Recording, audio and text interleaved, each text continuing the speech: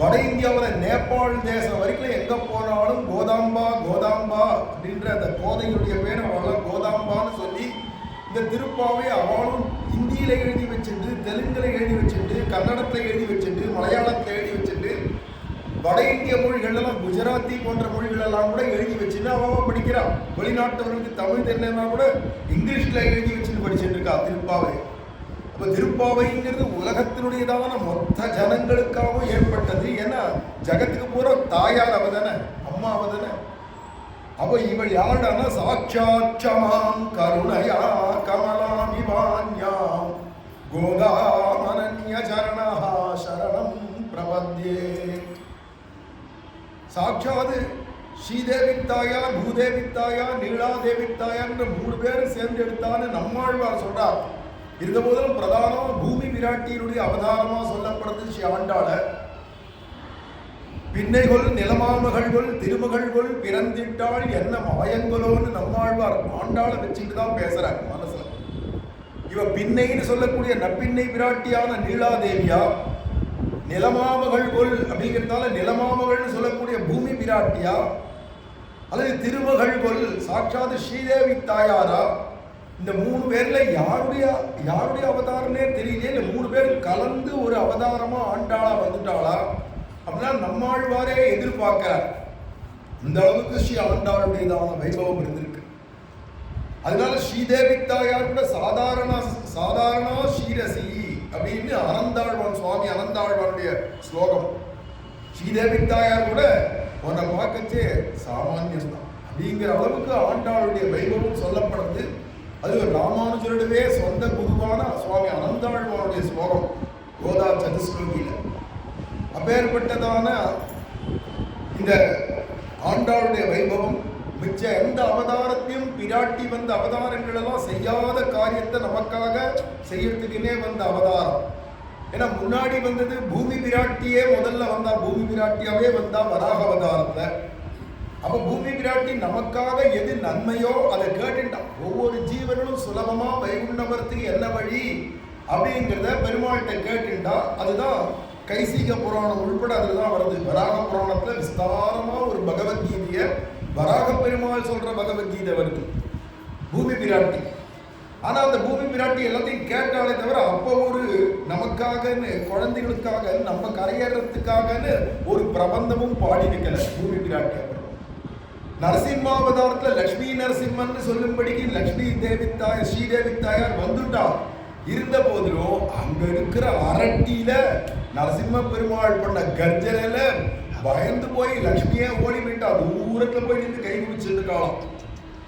பிரகலாதாழ்வான மணியில ஏற்றி வச்சுட்டதுக்கு அப்புறமா சாந்த நரசிம்மரான தான் லட்சுமியே கிட்டவரா அப்படின்னு பாகவதாதி புராணங்கள் சொல்றதுனால அங்க போய் உட்காந்து பிராட்டி நமக்காக அந்த அவதாரத்துல ஒன்றும் செய்யல, நரசிம்மாவதாரத்தின் போது ஒன்றும் செய்யல. இல்ல ராமாவதாரத்துல சீதா பிராட்டியா அவதாரம் பண்ணாலே அந்த சீதா பிராட்டியாவது நமக்குன்னு ஏதாவது பிரபந்தத்தை அருளி செய்தாளானா குழந்தைகளுக்காக அப்பவும் ஒண்ணுமே அருளி செய்யல. அடுத்த அவதாரத்துல ராதையா வந்ததோ அல்லது ருக்மணியா வந்த போதெல்லாம் ருக்மணி பிராட்டியாவது ஏதாவது நமக்குன்னு எழுதி வச்சுட்டு போனாளானா இல்ல. ஏதோ கடிதம் எழுதினா கண்ணபிரானுக்கு துவாரகைக்கு ஒரு கடிதம் எழுதினா 7 ஸ்லோகங்கள் அது சுதபிரம்மம் சொல்றது. பாகவத புராணத்தை 7 ஸ்லோகங்கள் மணிமணியா ஒரு கடிதமா எழுதி அனுப்பிச்சா அப்படின்னு சொல்றதே தவிர அவ சாட்சாத்தா நமக்காகன்னு ஒரு பிரபந்தம் இல்லை. அவள் தான் பகவான சரணாகதி பண்ணி கல்யாணம் பண்ணிக்கிறதுக்காகன்னு பிரார்த்தனையாக 7 ஸ்லோகம் பண்ணியிருக்கா. தன்னுடைய சரணாகதி விஷயமா தான் பண்ணியிருக்காள் தவிர நமக்காகன்னு ஒன்றும் அருள் செய்துட்டு போல. நம்மளாம் கரையேறதுக்குன்னு அந்த அவதாரத்தையும் பண்ணல. அப்ப பகவான் எடுத்த எத்தனை அவதாரங்கள் கூட கூட பிராட்டி அவதாரம் பண்ணியிருக்கா இல்லையா. ராகவத்வே அபவத் சீதா வாசுதேவேது ருக்மணி அப்படின்னு ராகவனா வரைச்செல்லாம் சீதையா வந்தா. அவன் வாசுதேவனான கண்ணனா வரைச்சே ருக்மணியா வந்தா. ஆனா நமக்காக அவள் என்ன பண்ணினா அப்படின்னா அந்த அவதாரங்கள்ல பண்ணல இல்லையா. இந்த ஆண்டாள அவதாரம் பண்ணாவுக்கு தான் குழந்தைகள் தெரிஞ்சுட்டு கரையேறதுக்கு என்ன உபாயம், என்ன வழி, சுலபமான மார்க்கம் எது நம்ம மதனகோபாலன் அடையிறதுக்கு அப்படிங்கிறத காட்டி கொடுக்கறதுக்குன்னே இந்த ஆண்டாளுடைய அவதாரம்.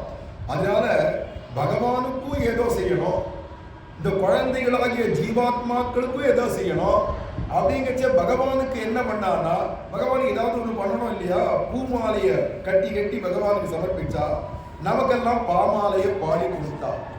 பூமாலை சூடி கொடுத்தாளை சொல்லு, பாமாலை பூமாலை சூடி கொடுத்தாளை சொல்லு அப்படின்னு தனியிலே சொல்றோம் இல்லையா? பாமாலைய நமக்காகவும் பூமாலைய அவனுக்காகவும் அப்படிங்கிற கைங்கரியம், பரமாத்மாவுக்கு ஒரு கைங்கரியம், ஜீவாத்மாக்களுக்கு ஒரு கைங்கரியம் அப்படின்னு பண்றதுக்காக வந்த அவதாரமா இருக்கிறதால நம்ம அத்தனை பேட்டி அவ்வளவு அக்கறை உடையதான அவதாரம் ஆண்டாளுடைய அவதாரம்.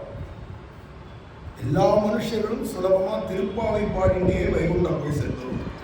இதை நம்மள மாதிரி ஒன்றுத்துக்கும் பிரயோஜனம் இல்லை, ஞானம் இல்லை, பூர்ணமான அறிவு கூட இல்லை, விவேகம் கூட இல்லை, ஒரு விதமான அனுஷ்டானம் இல்லை, அறிவொன்றும் இல்லாத ஆய்குலம்னு இருக்கக்கூடிய நமக்கு தான் திருப்பாவை கதின்னு இல்லை. ஆனானப்பட்ட சுவாமி ராமானுஜரே வீதியில நித்தியம் பிட்சை எடுக்கச்சே திருப்பாவை பாடிண்டே பிட்சை எடுப்பார். அதுதான் இந்த திருப்பாவை ஜீயர்னே திருநாள். ராமானுஜருக்கு பல பேர்ல திருப்பாவை ஜீயன். அவருக்கு தெரிஞ்ச வேதாந்தத்துக்கு, பெரிய வேதாந்தியார்த்தத்துக்கு, விசிஷ்டாத்வைதம் அப்படிங்கிற சம்பிரதாயத்தை ஸ்தாபிதம் பண்ணவருக்கு ஏன் உபனிஷத் சொல்லிண்டே வேத மந்திரங்களை சொல்லிண்டே வீதியில பிட்சை எடுக்க முடியாதுன்னா இல்ல, இவருக்கு முன்னாடி இருந்ததான ஆளவந்தார் போன்றவாள்லாம் அருள் செய்த ஸ்தோத்திர ரத்னம் முதலியவெல்லாம் சம்ஸ்கிருதத்தில் இருக்கிற ஸ்லோகங்கள் அதை சொல்லிண்டே வீதியில போய் பிட்சை எடுக்கலாமேன்னா அவர் திருப்பாவைக்கு மிஞ்சி ஒண்ணு கிடையாதுங்கிறார். ஏன்னா வேதமனைத்துக்கும் வித்தாகும் கோதை தமிழ், சகல வேதாந்தங்களுக்கும் சகல சாஸ்திரங்களுக்கும் சாரமா புழிஞ்சு எடுத்து கொடுத்ததுதான் நமக்கு கரும்பனுடைய ஜூஸா புழிஞ்சு கையில கொடுக்கறது மாதிரிதான் திருப்பாவை. இந்த 30ல இல்லாதது உலகத்துல எங்கேயுமே எதுவுமே கிடையாது. இதுல விஞ்ஞானமும் இருக்கு, ஞானமும் இருக்கு, பக்தியும் இருக்கு, அனுபூதியும் இருக்கு. இதுல கர்மாக்களும் இருக்கு. இதுலயே கர்மால இருந்து விடுபடுறதுக்கு என்ன வழின்னு இருக்கு. ரொம்ப உயர்ந்த பெரிய கடினமான சாதனமும் சொல்லியிருக்கா, ரொம்ப சுலபமான நமக்கு ஏத்த மாதிரி என்ன உண்டோ அதையும் சொல்லியிருக்கு. எல்லாம் உள்ள அடக்கம், விஞ்ஞானமே அடக்கம், வானிலை ஆராய்ச்சி கூட இருக்கு, பௌதிக ஆராய்ச்சி கூட இருக்கு. இந்த திருப்பாவைன்றது பல கோணங்கள்ல பார்க்கலாம். வானிலை ஆராய்ச்சி அப்படின்னு சொன்னா இந்த மார்கழி மாசத்துல ஆகாசத்துல பாத்தியானா வெள்ளி அணிந்து வியாழம் உறங்கிற்று, இது அஸ்ட்ரானமி வானிலை ஆராய்ச்சி.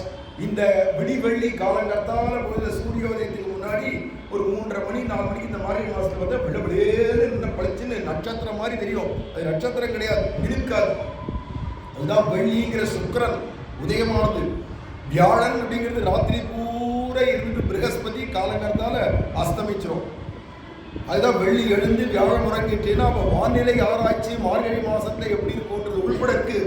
பௌதிக ஆராய்ச்சினா செங்கல் நீர் வாய் நெகிழ்ந்து ஆம்பல் வாய் பூமியினகான் அப்படிங்கிறதுனாலே என்னென்ன புஷ்பங்கள் பொழுது விடியச்ச பூக்கும் எதெல்லாம் மொட்டிச்சிடும், ராத்திரியெல்லாம் அலர்ந்து கடைசியில் மொட்டிச்சிடும் அப்படிங்கிறது உள்பட பௌதிக ஆராய்ச்சி ஜியாலஜின்னு சொல்றோம்.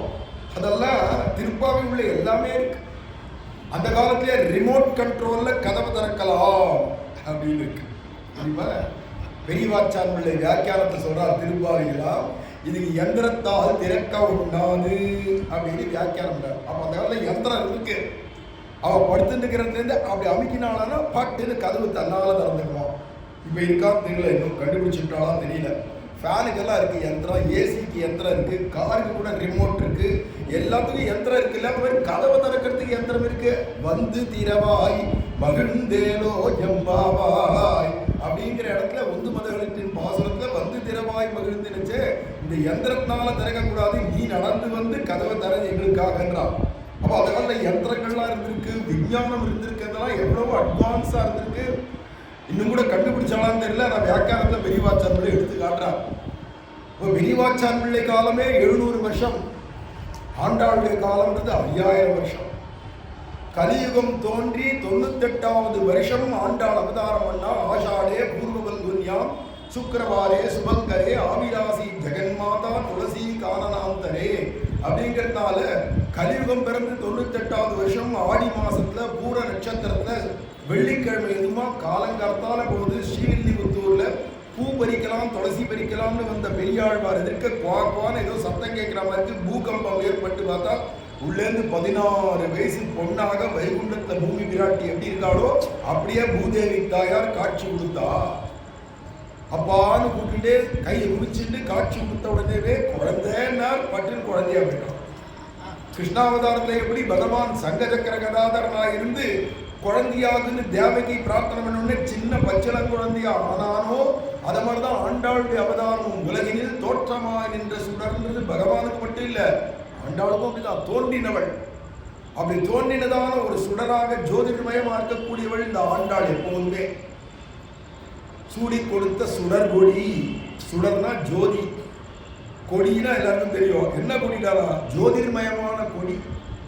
அப்படி ஆண்டாள் இருந்திருக்கா அப்படிங்கிறதுனால இந்த ஆண்டாள் அவதாரம் பண்ணதே ரொம்ப விசேஷம்.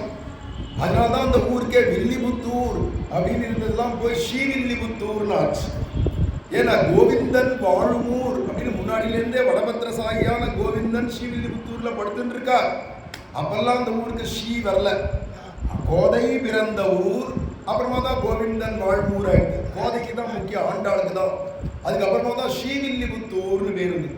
இப்பெல்லாம் தமிழ்ல திருவில்லிபுத்தூர் திருவில்லிபுத்தூர்னு போடுறான். ரொம்ப அபத்தமான விபரீதமான அர்த்தம் வரும். திருவில்லிபுத்தூர் திரு இல்லாத, அதாவது மகாலட்சுமி இல்லாத ஒரு புத்தூர் அப்படின்னு திருவில்லிபுத்தூர் ஆயிடும். அப்ப ஸ்ரீங்கிறதுக்கும் திருவில்லிபுத்தூர்ன்றதுக்கும் ஸ்ரீவில்லிபுத்தூருக்கும் பல அர்த்தம் இருக்கு. இவன் எல்லாத்தையும் தமிழ்ல மாத்திரேன்றதுக்காக தமிழ்ல மாத்தினா விபரீதமா தப்பான அர்த்தம் கூட உண்டாயிடும். ஸ்ரீதேவியினுடைய கடாட்சமே இல்லாத ஊர்னாயிடும். ஆனா அந்த ஸ்ரீதேவினாலதான், அதாவது நம்ம ஆண்டாளால்தான் ஸ்ரீவில்லிபுத்தூர் ஆச்சு. அப்பேற்பட்ட இந்த ஆண்டாள் அவதாரம் பண்ணாலே இவன் நமக்காகன்னு என்ன பண்ணினான்? கிருஷ்ணாவதாரத்தை நமக்குன்னு என்ன பண்ணாலும் பகவத்கீதையை கொடுத்தான். ஆனா அது மண்டையை போட்டு குழப்பறது.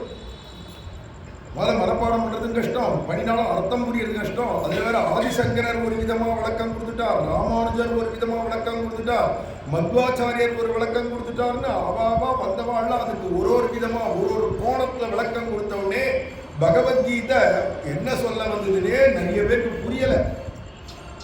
அப்ப ஆகாத்துக்கும் போகாத்துக்கும் புரியாத்துக்குமா இருக்கிற பகவத்கீதை மாதிரி இல்லை இந்த திருப்பாவை. அதுவாது 18 அத்தியாயம் 700 ஸ்லோகம். ஆனா நம்ம திருப்பாவை மொத்தமே 30 பாடல். ஓம்காரம் மாதிரி ஒரே எழுத்தா இருந்து என்ன சொல்ல வருதுன்னே புரியாது. ஓம்காரத்துக்கு அர்த்தம் மகாபாரதம் மாதிரி லட்ச ஸ்லோகம் பண்ணிட்டு, ஐயோ இவ்வளவு லட்ச ஸ்லோகமா மகாபாரதம், இதுக்கெல்லாம் என்ன அர்த்தம், எதுக்காக சொல்ல வந்து இந்த மகாபாரதத்துல என்ன தாத்பரியம், எது சூக்ஷ்ம அர்த்தம், என்னதான் சாரம் அப்படின்னு புரிஞ்சுக்க முடியாதபடி இது பேசுங்கால் பாரதமாம்னார் திருமங்கையாழ்வார். அது மாதிரி பாரதம் ரொம்ப பெருசு. ஓம்காரம்ன்றது பிரணவம் ரொம்ப சின்னது, ஒரு எழுத்து மந்திரம். ஆனா இந்த மகாபாரதத்தினுடைய அர்த்தம் பூரா இந்த ஓம்காரத்துல இருக்கு. ஓம்காரத்தினுடைய விளக்கம் பூரா இந்த மகாபாரதத்துல இருக்கு. ஆனா இதுவும் புரியாது, அதுவும் புரியாது, அதுவும் குழப்பம், இதுவும் குழப்பம். அத மாதிரி இல்லாத 30 தப்பாமே 30 வாசனம். ஒரு 10 நிமிஷம் உட்காந்து சொன்னோமான கடைகளை சொல்லிட்டு போயிடும் 30 வாசனம்.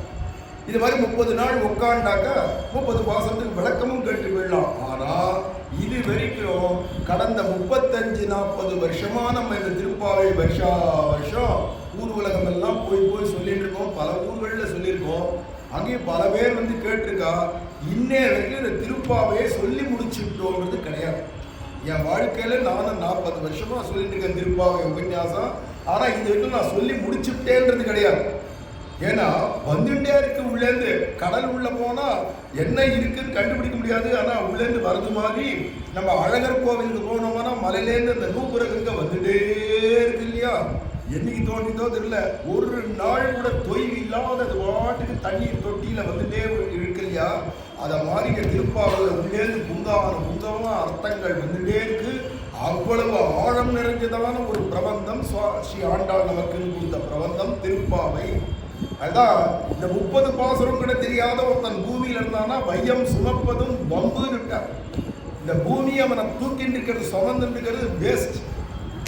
திருப்பாவை கூட தெரியாதா? ஐந்தும் அறியாத மானிடரை வையம் சுமப்பதும் வம்பு. அது தமிழ்காரனா வந்துட்டு திருப்பாவை தெரியாதா? ஐயோ 1-2 பாடல் கூட தெரியாதா? 30ல் 1 கூட தெரியாதா? வாழ்க்கை போச்சு. எவ்வளோ வயசாச்சோ அவ்வளோ வயசு வேஸ்ட். இது கூட தெரியலையா?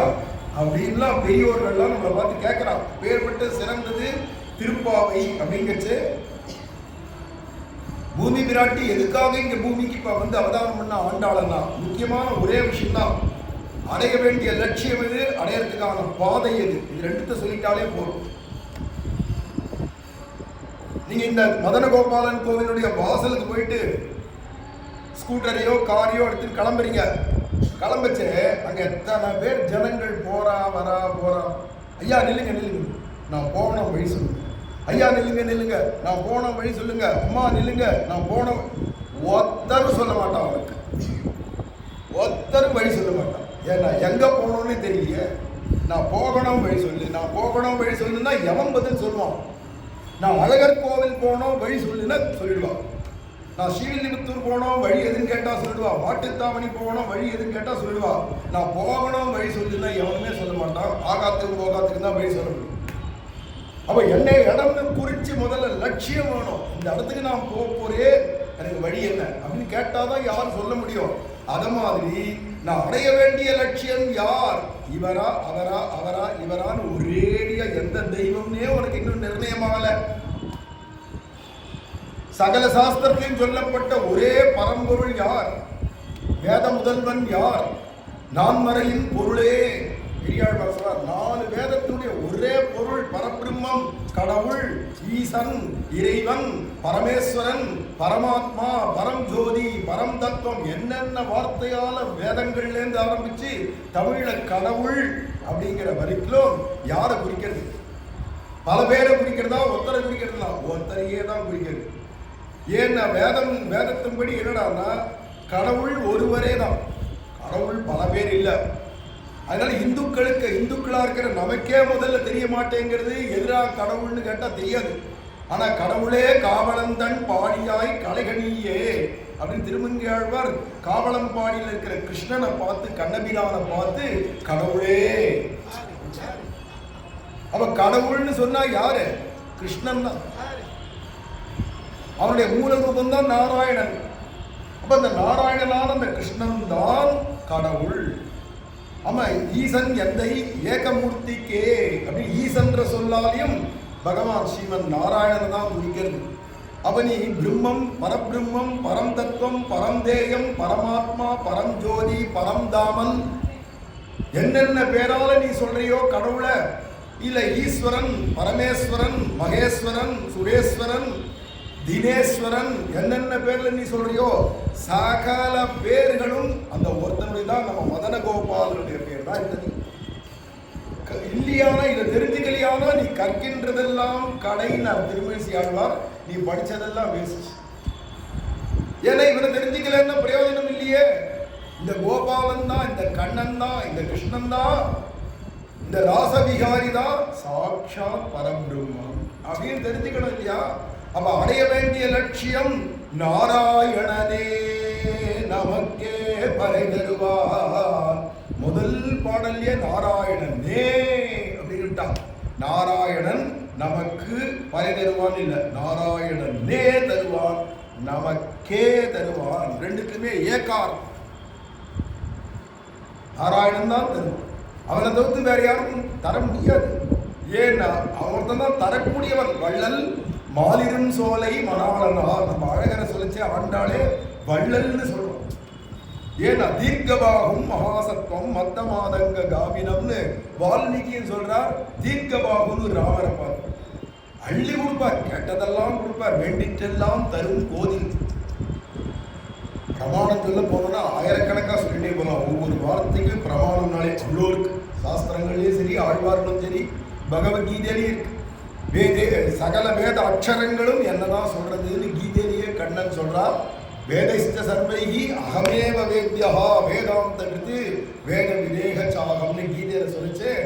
சகல வேதத்தினுடையதான ஒவ்வொரு வார்த்தை, அதில் இருக்கிற ஒவ்வொரு எழுத்தும் என்னதான். வேதைஸ்த சர்வைகி அகமேவ வேத்யா. சகல வேதத்தில் சொல்லப்பட்ட ஒரே முழுமுதற் கடவுள், வேத முதல்வன் நான் தாண்டான்னு மார்பதற்கான் கிருஷ்ணன் பகவத்கீதையில. வேறுபட்ட மாயன் அன்றோதிய வாக்கதனை கல்லாதார் என்றார். அந்த பகவத்கீதை கூட தெரியலன்னா நீ என்னத்துக்கு லாய்க்கு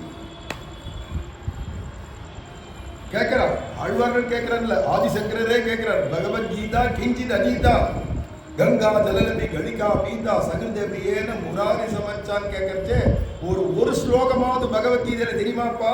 ஏன்னா ஆதிசங்கருக்கு பிரபந்தம் தெரியாது, தமிழ் தெரியாது, பிரபந்தம் தெரியாது. கேரளாவில் தோன்றவர் சம்ஸ்கிருதம் நல்லா தெரியும், மலையாளம் தெரியும், தமிழ் பிரபந்தம் தெரியாது. தெரிஞ்சுட்டா திருப்பாவை ஒரு பாடலாவது தெரியுமான்னு கேட்டிருப்பார்.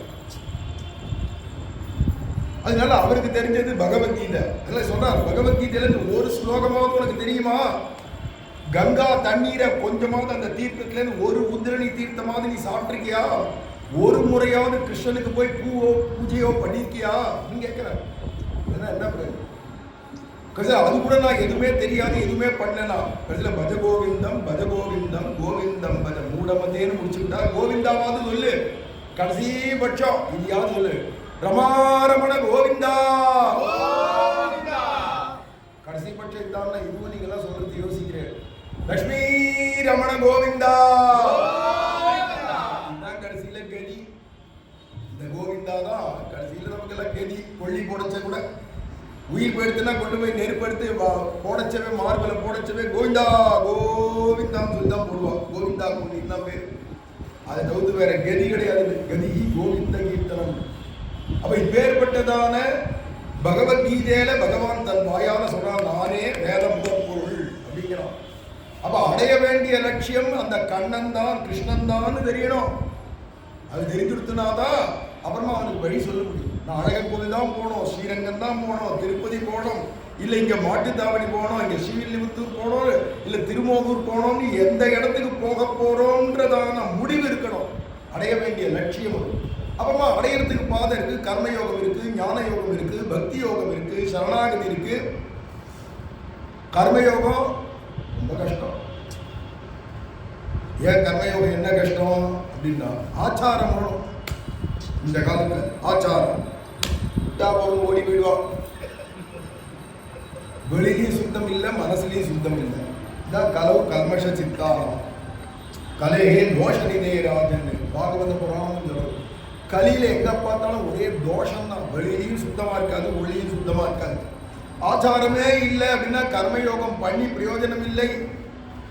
ஆச்சார பிரதமோ தர்மஹா தர்மஸ்ய பிரபுரச்சுதா. அதில் ஆச்சாரம் தான் முக்கியம். அது இல்லை. இப்போ கர்மயோகம் பண்ண முடியாது. ஞான யோகம் அப்படின்னா வைராக்கியம் வேணும்.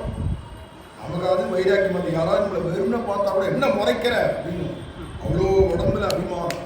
முதல்ல உடம்பு வேற ஆத்மா வேறன்றது தெரிஞ்சுட்டு இந்த உடம்புக்கு வரக்கூடிய சுகம் துக்கம் மானம் அவமானம் லாபம் நஷ்டம் இரவு பகல் என்னென்ன ரெட்டைகள் இருக்கோ இதெல்லாம் உடம்புக்கு தானே தவிர உள்ள இருக்கிற எனக்கு கிடையாது. நமே சந்தி எல்லாம் எனக்கு கிடையாது, ஆத்மாவும் கிடையாது, எல்லாம் உடம்பு விஷயம்தான். அப்படியே இதெல்லாம் தூக்கி எறிஞ்சுட்டு நான் ஆத்மா அப்படிங்கிற தியானத்துல அப்படியே நிஷ்டையில் நிற்கணும். எது வந்தாலும் வாழ்க்கையில சுகதுக்கே சமயகத்வா லாபா லாபம் ஜெயா ஜெயோ எல்லாத்தையும் சமபுத்தியோடு இருக்கணும். அப்படின்னா அந்த ஞான யோகமும் அவ்வளோ சுலபம் இல்லை. கையை வெட்டினா கூட சிரிச்சுட்டே போவோம், முடியுமா? அதுக்கெல்லாம் ஆள் இருக்கா? அதுக்கு ஆள் இல்லாததுக்கு இதெல்லாம் சொல்லல. அதுக்கு தகுதி உடையவா இருக்கா? நமக்கு அது வராது, நம்ம அதுக்கு லாயக்கு இல்லை. சரி, பக்தி யோகமாவது பண்ணலாமானா பக்தின்றது நம்ம கோவிலில் போய் சாமி எப்படி கும்பிட்டு வரோமே, இதெல்லாம் பக்தி இல்லை. அங்க கீதையில சொல்லிச்சு யமனியம ஆசன பிராணாயாம பிரத்யாகார தாரணை தியானம் சமாதின்னு 8 அங்கங்களோட கூடினதான பெரிய யோகம். அப்படியே சமாதியில இருக்கணும்னா அப்படியே கடக்கணும் கட்டையாட்டம். நம்மளாம் தூண் எங்க இருக்குன்னு பார்த்துட்டு தான் வந்து உட்காரோம். விநியாசம் கேட்கச்சு ஏதோ ஒரு 1.5 மணி நேரம் 2 மணி நேரம் கேட்க போறோம். அதுக்கே எங்கடா சீட் ரிசர்வ் பண்ணிட்டு இங்கே மூலையில போய் உட்காண்டாப்பா அப்படியே சாஞ்சிட்டு இப்படியே உட்காண்டாதான் உட்கார முடியுது. அதுலேயும் கையை நீட்டணும் காலை நீட்டணும் முடியல. ஆனா இதுக்கே முடியலங்கிறோம். நம்ம யாரையும் இப்போ குத்தம் சொல்ல வரல. இப்படியாவது உட்காந்து கேளு, படுத்துன்னு கூட கேளு, எப்படியோ கேளு, நல்லபடியா காதை கொடுத்து கேளு. காது கொடுத்த பிரயோஜனம் வந்து படுத்துட்டாவது கேளு, தப்பில்லை. அதுக்கு தூங்கி போயிடாது. உனக்கு தான் பாக்கிய ஹீனனா போயிடுவேன், கேளு. ஆனா உட்கார்றதுக்கு கூட முடியலங்கிற நிலைமையில இருக்குச்சே நீ எங்கேருந்து யோகம் பண்ண போற? ஆசன ஸ்திரம்னா அப்படி போட்டு உட்காண்டாச்சுன்னா மணிக்கணக்கு 5 மணி நேரம் 10 மணி நேரம் நாள் கணக்கானாலும் அப்படியே அசையாத உட்காரணும்னா முடியுமான்னு பாரு. இப்போ பக்தி யோகம் அப்படிங்கிறது முடியாது. கடைசியில சரணாகதி பண்ணிடான்னா கும்பிடு போட தெரியும். கூழ கும்பிடுவாளியா கும்பிடு போடுறாங்க தடியை நாட்டம் அப்படியே தொம்முன்னு வீடானா விழுந்துருவோம். அது கூட இந்த காலத்துல தெரியாது, இந்த நாள் முன்னாடி இருந்தது. இப்போ அதுவும் யாராவது சேவிக்க தெரியல. இந்த மாதிரி ஒருத்தர் சேவிக்கிறார், அந்த அழகா விழுந்து சேவிக்கிறார். இந்த மாதிரி சேவிக்க தெரியாது யாருக்கும். இப்படின்வா அப்படின்ட்டு இப்படி வச்சுட்டு போயிட்டே இருப்பான். இதான் சேவிக்கிற லட்சணம். விழுந்து வணங்குறதுன்னா இப்படி தொட்டு இப்படி மார்பில் வச்சுட்டா அவள் விழுந்து வணங்கியாச்சுன்னு அர்த்தம்னு நினைக்கிறா இல்லையா? சாஷ்டாங்கமா மாம் நமஸ்குருன்னு கீதையில சொன்னான். இதை நமஸ்காரம் பண்ணிடான். அது கூட வரல. ஒரு வேளையாவது நீ உபவாசம் இருப்பியா, ஏகாதசி இன்னைக்காவது பட்னி கிடப்பியானா? ஐயோ ஏகாதசி பட்னியாவது அன்னைக்குதான் நல்ல 4 வேளை சாப்பிடும். நம்ம கதை அப்படி இருக்கு. உபவாசமும் வரல. சரி, மார்கழி மாதம் வந்துட்டே காத்தால 3:30 மணிக்கெல்லாம் எழுந்து நாட்காலே நீராடி இருக்கிற குளிர்க்கு எவன் எழுந்துக்குது? 6 மணிக்கு மேலே எழுந்துக்கிறதா இருக்கிறதுனால, இல்லை 7 மணிக்கு மேலே எழுந்து நீர் போட்டு குளிக்கிறதா இருக்கிறதுனால கார்த்தால நான் கோவிலுக்கே வரதில்லை. மார்கழி மாதம் சாயங்காலம் வந்தால் உபன்யாசமாக கேட்கலாமேன்னு வந்துட்டேன் அப்படின்றவாளும் இருப்பா. ஏன்டா அந்த கட்டளை எழுந்துக்க முடியல, அவளுடைய பிரச்சனை. சாயங்காலம் ஆச்சுன்னா ராத்திரி 12 மணி அவளை முடிச்சுட்டு இருப்பேன்ற ஒரு சௌகரியம். அப்படிலாம் இருக்கிறதால உனக்கு கார்த்தால வேலை எழுந்து ஸ்நானம் பண்ணிடானா கூட வரலை. இருந்தாலும் வரலன்னு தான் சொல்கிறோம். அப்போ சரணாகதிடானா, சரணாகதிங்கிறது உடம்பால விழுந்து சேவிக்கிறதெல்லாம் இல்லை, நமஸ்காரம் பண்ணுறது இல்லை, விழுந்து வணங்குறது அது இல்லை. வேற எது அப்படின்னு கேட்டால், நம்ம உண்மையாக சொல்ல போனால் சரணாகதின்றது மனசுனால ஒன்றை தவிர எனக்கு வேற கதி கிடையாது. புகழொன்றில்லா அடியேன் உன் அடிக்கீழ் அமர்ந்து புகுந்தேனேன்னு வேற புகழ் எனக்கு தெரியாது. என்ன வைகுண்டத்துக்கு அழைச்சிட்டு போறதுக்கு என்கிட்ட எந்த தகுதியும் பார்க்காத நீ பார்த்து எப்படியாவது தூங்கிடணும். உன் கருணையினாலேயே நீ பார்த்து வைகுண்டம் அழைச்சிட்டு போனாதான் உண்டு அப்படிங்கிற கருணையை எதிர்பார்க்கறது. நீ அருளே பார்ப்பன் அடியேன் என்ற நிலைமைக்கு போனோம். அப்படிங்கிறதுனால வேற எதுவும் எனக்கு கிடையாது. என்கிட்ட ஒன்றும் கிடையாது. இப்போ சொன்ன கர்மயோகமும் என்கிட்ட இல்லை, ஞான யோகமும் இல்லை, பக்தி யோகமும் இல்லை, சரணாகதியும் உருப்படி இல்லை. அடிப்படையான அறிவாக இருக்கணுமே. நான் அறிவொன்றும் இல்லாத ஆய்வுலத்து ஆண்டாளே சொல்லிட்டான். கறவைகள் பின் சென்று காலம் சேர்ந்துன்போம் அறிவொன்றும் இல்லாத ஆய்வுலத்தில் கர்மயோகம், ஞான யோகம், பக்தி யோகம், அடிப்படை விவேகம் எதுவுமே இல்லை அப்படின்ற உண்மையாவது பகவான்கிட்டையாவது போய் சொல்லணும். ஒன்று ஆச்சாரியன்ட்ட சொல்லணும், இல்லை பகவான்கிட்ட சொல்லணும். இந்த 2 இடத்துல மட்டும் போய் சொல்லக்கூடாது. அங்கேயும் போய் சொன்னேன்னா அவ்வளோதான், உனக்கு கதியே கிடையாது. எந்த கோடி ஜென்மம் எடுத்தாலும் உனக்கு கதி கிடையாது. ந சுகம் ந பராங்கதி அப்படிங்கிறதுனால இங்கே போய் சொல்லணும் இல்லையா உண்மையை. எதுவுமே இல்லைன்னு கையை விரிச்சு விட்டா பகவான் அவளுக்கு தான் முதல்ல கிருபை பண்ணணும். அப்போ ஒன்றுமே தகுதி இல்லாத நோஞ்சாங்குழந்த மாதிரி இருக்கேன் அப்படின்னா, நோஞ்சாங்குழந்தைய பார்த்து அது குவா குவா அப்படின்னு கத்திட்டு படுத்துன்னு கிடக்கு, கை காலம் ஆட்டிட்டு. அந்த அம்மா அங்கேன்னு சொல்றா, நான் தான் பாத்திரம் தேய்ச்சிட்டு இருக்கேன்ல, அங்கதான் பண்ணி வச்சிருக்கேன்ல, பால்லாம் சுட வச்சிருக்கேன்ல, எடுத்து விட்டுட்டு சாப்பிடு, நீயே டம்ளர்ல விட்டுட்டு, இல்லை பால் பாட்டில் நீயே கொட்டிட்டு சாப்பிடு அப்படின்னு எந்த அம்மாவது சொல்லுவாளா? அதுக்குதான் ஒன்றும் தகுதி இல்லைன்னு படுத்துட்டு இருக்கேன் பாவம் நோஞ்சான் குழந்தையா அப்படிங்கச்சு. இது குவான்னு குழந்தை கத்திட்டுன்னா அந்த அம்மா காரியங்களெல்லாம் போட்டபடி ஓடி வந்து அந்த குழந்தைய தூக்கி வடியில வச்சுட்டு அதுக்கு வேண்டியதான பால் சங்கிலியோ பாட்டிலையோ வச்சு அதுக்கு வாயில ஊட்டுறா இல்லையா, பால் கொடுக்குறா இல்லையா? ஏண்டானா அது நோஞ்சான் குழந்தை, அதுகிட்ட அக்கறை இருக்கு. அதுவோ அம்மாட்ட பசிங்கிறத குவான்னு கத்தி காட்டுறது. இவ்வளவுதான் நம்ம செய்ய முடிச்சு. நம்மளும் பச்சை குழந்தை மாதிரி நோஞ்சான் குழந்தை மாதிரி தான் இந்த சம்சாரத்துல. கண்ணபிரான் சொன்னதானதோ வராக பெருமாள் சொன்னதோ எதுவும் நமக்கு வராது. கர்மயோகம், ஞான யோகம், பக்தி யோகம் எது சொன்னோம் இத்தனை ஒன்றும் நமக்கு வரப்போறது இல்லை. நம்மளை பார்த்தா நமக்கே தெரியாத நம்ம என்ன யோகீஸ்வரனாவா இருக்கோம். ஒருவேளை சாப்பாடு நிறுத்த முடியல, காமக்கோபங்கள் எல்லாம் தடுக்க முடியல, தவிச்சென்றிருக்கோம். அப்படிங்கச்ச நம்ம போய் எந்த யோகத்தை பண்ண போறோம்? கடைசி பட்சம் என்னதான் பண்ணலாம்னா அந்த குழந்தை குவான்னு கத்துறா மாதிரி கோவிந்தா கோவிந்தா கோவிந்தா அப்படின்னு நாமத்தை சொல்லு ஓடி வந்துடுவான். எதஸ்னத் விஷயாமதி, இவன் விஷயமா இவனை காப்பாற்றணுன்ற எண்ணம் அந்த மதன கோபாலனுக்கு வந்துடுறது. அதில் நீ நிச்சயமா கரையேறிடுவாய்.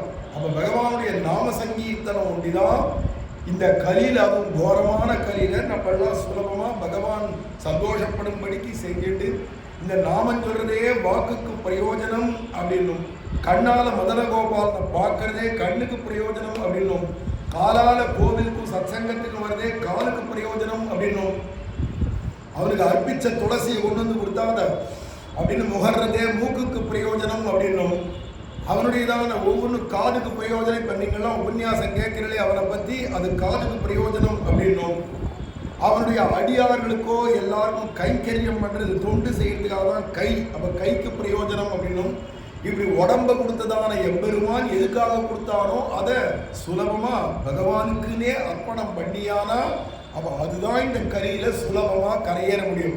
அப்போ ஒரு ஆச்சாரியர் மூலமா நீ சரணாகதி பண்ணிவிட்டு தீட்சை வாங்கிட்டு அதுக்கப்புறமா நாமத்தை சொல்லிட்டு வீண் பொழுது போக்காது. அதுலயோ ஆண்டாள் காலத்திலேயோ முன்னாடி இருந்ததான ரிஷிகள் காலத்திலேயோ நாராயணா கோவிந்தா ராமராமா வாசுதேவான்னு சொல்லி காண்பிச்சா நாமத்தை. இன்னைக்கு நமக்கு என்னடா ராமானுஜான்னு சொன்னா நாளே எழுத்துடையது ராமானுஜா அப்படின்னு. இந்த ராமானுஜாங்கிற நாமம் போருமே வைகுண்ட பலதாயக்கம்னாரு எங்க ஆச்சாரியர் ஞானாச்சாரிய சொல்றார். வைகுண்டத்தையே கொடுத்துட்டு ஒரு ராமானுஜான்னு சொன்னா. கிருஷ்ணனுக்கு ஒரு ராமானுஜன் பேரு, ராமருக்கே ஒரு பேர் ராமானுஜன் பேரு, லக்ஷ்மணருக்கெல்லாம் பேரு. அப்பேற்பட்ட ராமானுஜ நாமமே போருமே அப்படிங்கிறதுனால இந்த நாமம் தான் கதி. இத வராக பெருமாள் கைசிக புராணம் சொல்லிச்சே, பூமி பிராட்டிக்கு சொன்னதான எல்லா எத்தனையோ பாதைகளை சொல்லிட்டு வந்த உபாயங்களை அது எல்லாத்த காட்டும் உயர்ந்தது கான ரூபமான உபாயமே சர்வோத்கிருஷ்டம் என்று அறிவிட்டு பராசரப்பட்டர் அவதாரிகளை சொல்றாரு. எல்லாத்த காட்டிலும் உயர்ந்ததான சுலபமான எல்லாருக்கும் உரிய பாதை எதிரான நாமம் தான், இறஞ்சி பாடுறது தான். அப்ப பகவானுடைய நாமத்தை இறஞ்சி பாடுறது தான் எல்லாத்த காட்டிலும் உயர்ந்ததா இருக்கிறதுனாலதான் நீ நாமத்தை ஜபமா பண்ணாலும் சரி, நாமத்தை முணுமுணுன்னு சொல்லிட்டு இருந்தாலும் சரி, இல்ல நாமத்தை இறஞ்சி கத்தினாலும் சரி, இல்ல நாமத்தை கீர்த்தனமா பாடினாலும் சரி, எப்படியோ உனக்கு நாமம் வந்துடுத்துன்னா பகவானுடைய பேரை நீ சொல்லிட்டியானா பகவான் ஓடி வந்துடுறான். இந்த குழந்தைய நோக்கி அம்மா ஓடி வருது. இதை தவிர அந்த குழந்தை எழுந்து நடமாடி 5-6 வயசு குழந்தையா ஓடி ஆடி விளையாடி எல்லாத்தையும் போட்டு உடச்சி 1000 ரூட்டி அடிக்கிற வயசுல 5-6 வயசு குழந்தை வந்து அம்மா எனக்கு பசிக்கிறது அப்படின்னா, என்னடா ஓட்டமா ஓடுற, அங்க ஓடுற இங்க ஓடுற, தட்டு இருக்குல்ல கொண்டு வந்து போட்டுக்கோ, இங்க தோசை பண்ணிருக்கல எடுத்து போட்டுட்டு அது சட்னி வச்சிருக்க தொட்டின்னு சாப்பிடும். அந்த குழந்தையுடைய தான 10 பாடி அதுதான் உட்காந்து போட்டு எல்லாம் சாப்பிடணும். ஏன்னா அம்மாவுக்கு அம்பாரம் காரியம் இருக்கு. ஏன்னா அது முடியும், 5 வயசு 6 வயசு ஆயிடுது முடியும். அதுக்கு இதே 5-6 மாசம் குழந்தையா இருந்தா அதுக்கு ஒண்ணுமே தெரியாது, அம்மா தான் ஓடி ஓடி இது செய்யணும். இப்போ உனக்கு ஏதாவது ஒரு தகுதி இருக்குன்னு நீ நினைச்சியானால், கர்மயோகம் ஞான யோகம் பக்தி யோகம் சரணாகதி ஏதாவது ஒண்ணு இருக்குன்னு நினைச்சியானா அப்போ நீ வைகுண்டம் வரத்துக்கு நீ தான் பொறுப்பு. கர்மயோகம் பண்ண தெரியுமா, நீ தட்டி போட்டு உட்காந்து சாப்பிடுங்கிற பையன் மாதிரி தான் நம்ம ஞான யோகம் வருமா பக்தி யோகம் வருமானு கேட்டா வரும்னு ஏதாவது கொஞ்சம் நெஞ்சா அப்படி நப்பாசை இருந்து எனக்கு வரும்னு சொல்லிட்டியானா அப்ப பயலேறி அந்த யோகத்தை பண்ணி கோடி கோடி ஜென்மம் அநேக ஜென்ம சம்சித்தா கீதையில சொல்றார். அநேக ஜென்மமாகும்னா நீயா முயற்சி பண்ணியானா நான் உன்னை கரையேத்தனம்னு வந்துட்டேன் கருணையோட. நான் தேஷாமகம் சமுத்ருதா விருத்தி சம்சார சாகரா, நான் கை தூக்கி இதே ஜென்மாவிலேயே வைகுண்டம் அழைச்சின்னு போயிடுவேன். நயாமி பரமாங்கதி எப்படி இருக்கு மக்களா, இதே கீதையில 2 இருக்கு. நீயா வந்தியானா அனந்தம் கோடி ஜென்மா, நானா உன்னை கை தூக்கி விடணுமானா இதே ஜென்மா. இப்ப நீயா என்ன கை தூக்கி விடணுமானா நான் என்ன பண்ணணும்னா ஒன்னும் இல்லை, என்னை தவிர வேற கதி கிடையாதுங்கிறத உணர்ந்து வாய் நிறைய நாமத்தை சொல். அதுதான் ஆண்டாள் இந்த திருப்பாவை 30 பாடலுக்குள்ளால எடுத்து பார்த்தீங்கன்னா இந்த பூமி பிராட்டியா இருந்து வராக பெருமாட்ட கேட்டதை நிற்க அதற்கு தகனது மாதிரி அதை அனுஷ்டிச்சு காட்டணும் இல்லையா. காதால கேட்டுட்டு இந்த காதால விட்டுட்டு போய் என்ன பிரயோஜனம், காது வழியா கேட்டதை மனசுல தேக்கி வச்சுட்டு அதையும் ஒழுங்கா செயல்படுத்தணும் இல்லையா. அதனால ஆண்டாள அவதாரம் பண்ணி இந்த திருப்பாவையில 13 இடத்துல பகவானுடைய நாமத்தை சொல்லுங்கோ பாடுங்கோ பஜனை பண்ணுங்கோன்னு எடுத்து காற்றா. பார்க்கடலுள் பையற்று என்ற பரமன் அடிபாடி என்றும் ஓங்கி உலகளந்த உத்தவன் பேர் பாடி என்றும் தூமலர் தூவித் தொழுது வாயினால் பாடி என்றும் நாராயணன் மூர்த்தி கேசவனை பாடவும் என்றும் பாவாய் எழுந்திராய் பாடிப்பறை உண்டு என்றும் முற்றம் புகுந்து முகில் வண்ணன் பேர் பாட என்றும் மனத்திற்கினியானை பாடவும் நீ வாய்திரவாய் என்றும் கிள்ளி களைந்தானை கீர்த்திமை பாடிப்போ என்றும் பங்கைய கண்ணானை பாடேலோர் எம்பாவாய் என்றும் மாற்றவரை மாற்றழிக்க வல்லானை மாயனை பாடு என்றும் தூயோமாய் வந்தோம் துயிலழப் பாடுவான் என்றும் திருத்தக்க செல்வமும் சேவகமும் யாம் பாடி என்றும் கோவிந்தா உந்தன்னை பாடி பறை கொண்டு என்றும் இப்படி 13 இடத்துல பாடி பாடி பஜனை பண்ணு பஜனை பண்ணு பஜனை பண்ணு. ஆனா இந்த பலன் வேணும் அந்த பலன் வேணும்ன்றதுக்காகலாம் பஜனை பண்ண சொல்லல. அது எல்லா பலனையும் தரும். கிருஷ்ணநாமமோ ராமநாமமோ ராமானுஜான்றதோ இந்த நாமங்கள்லாம் எல்லா பலனையும் சர்வார்த்த சாதகமா எல்லா பலனையும் கொடுக்க வல்லது நாமம். புலம் தரும், செல்வம் தந்திடும், அடியார் படுதுயிராயின எல்லாம் நிரந்தரம் செய்யும், நீழ்விசும் அருளும் அருளோடு பெருநிலம் அழைக்கும், பலம் தரும் மற்றும் தந்திடும், பெற்றதாயினும் ஆயின செய்யும் நலந்தரும் சொல்லை நான் கண்டு கொண்டேன் நாராயணா என்னும் நாமம். திருமங்கியாளர் சொல்லிட்டார், பகவானுடைய நாமத்தை சொன்னா சகல பலன்களையும் கொடுக்கும். ஆனா அல்ப பலனை விரும்பி நாமத்தை சொல்றதை காட்டிலும் அவன் சந்தோஷப்படுறதுக்காக அல்லது என் நாவு படைச்ச பிரயோஜனம். நான் இதை தவளையா பிறந்திருந்தா கரகர ஒரகர கரகர ஒரகர ஒரகர கரகர இந்த மழை காலம் கூட கத்திட்டு ராப்பகலா கத்தணும். கழுதியா பிறந்தா கால் கால் கால் கால்னு கத்தின்னு ஓடணும். நாயா பிறந்தா லொல் லொல் லொல் லொல்னு குறைச்சின்னு கிடக்கணும். கிளி போன்ற பறவைகளாக இருந்தால் கிச்சு குச்சி கிச்சு கிச்சு குச்சி கிச்சுக்கின்னு என்னமோ சத்தம் கொடுத்துட்டு இருக்கோம். இதை மாதிரியெல்லாம் நம்ம பிறக்கலையே, மனுஷனா பிறந்திருக்கோமே. அதுவும் வேதம் சொல்றதான மதத்தில் நம்ம இருக்கோம். வைதிக மதம், சனாதன தர்மம் அப்படின்லாம் சொல்லக்கூடிய இந்து மதத்துலன்னா என்ன பிறக்க வச்சிருக்காரு பெருமாள். அதுவும் தமிழ்நாட்டிலன்னா, அதுவும் மதுரையிலன்னா, டெம்பிள் சிட்டினால கோவில் எங்க தெருவுக்கு தெருவு எத்தனை கோவில், எவ்வளவு ஆசிரமங்கள், எவ்வளவு மடங்கள், விதவிதமாக விசித்திரம். சங்க இலக்கியங்கள் எல்லாம் மதுரையில தான். அப்பேற்பட்ட மதுரையில தமிழ்காரனா இந்துவா நம்மளை பிறக்க வச்சிருக்கிறதுக்கு இப்ப வாய் படைச்சமையும் ஊமையா படைக்கலையே. நம்ம ஊமை இல்லையே, ஊமையோ அன்றி செவிடோன்னு கேட்கறதுக்கு ஊமை இல்லையே, செவிடு இல்லையே. நமக்கு நாமம் சொல்ல முடியுமே, சொல்லலாம் போதே ஒரு நாமம் எல்லாம் சொன்னேன்னு பெரியாழ்வார். நல்ல நிலைமையில இருந்துச்சு, கத்தை உட்காந்து கால் காட்டி எதையோ பேசுறேன், வம்பெல்லாம் பேசுறிய, கழுது மாதிரி கத்துற வீட்டில்.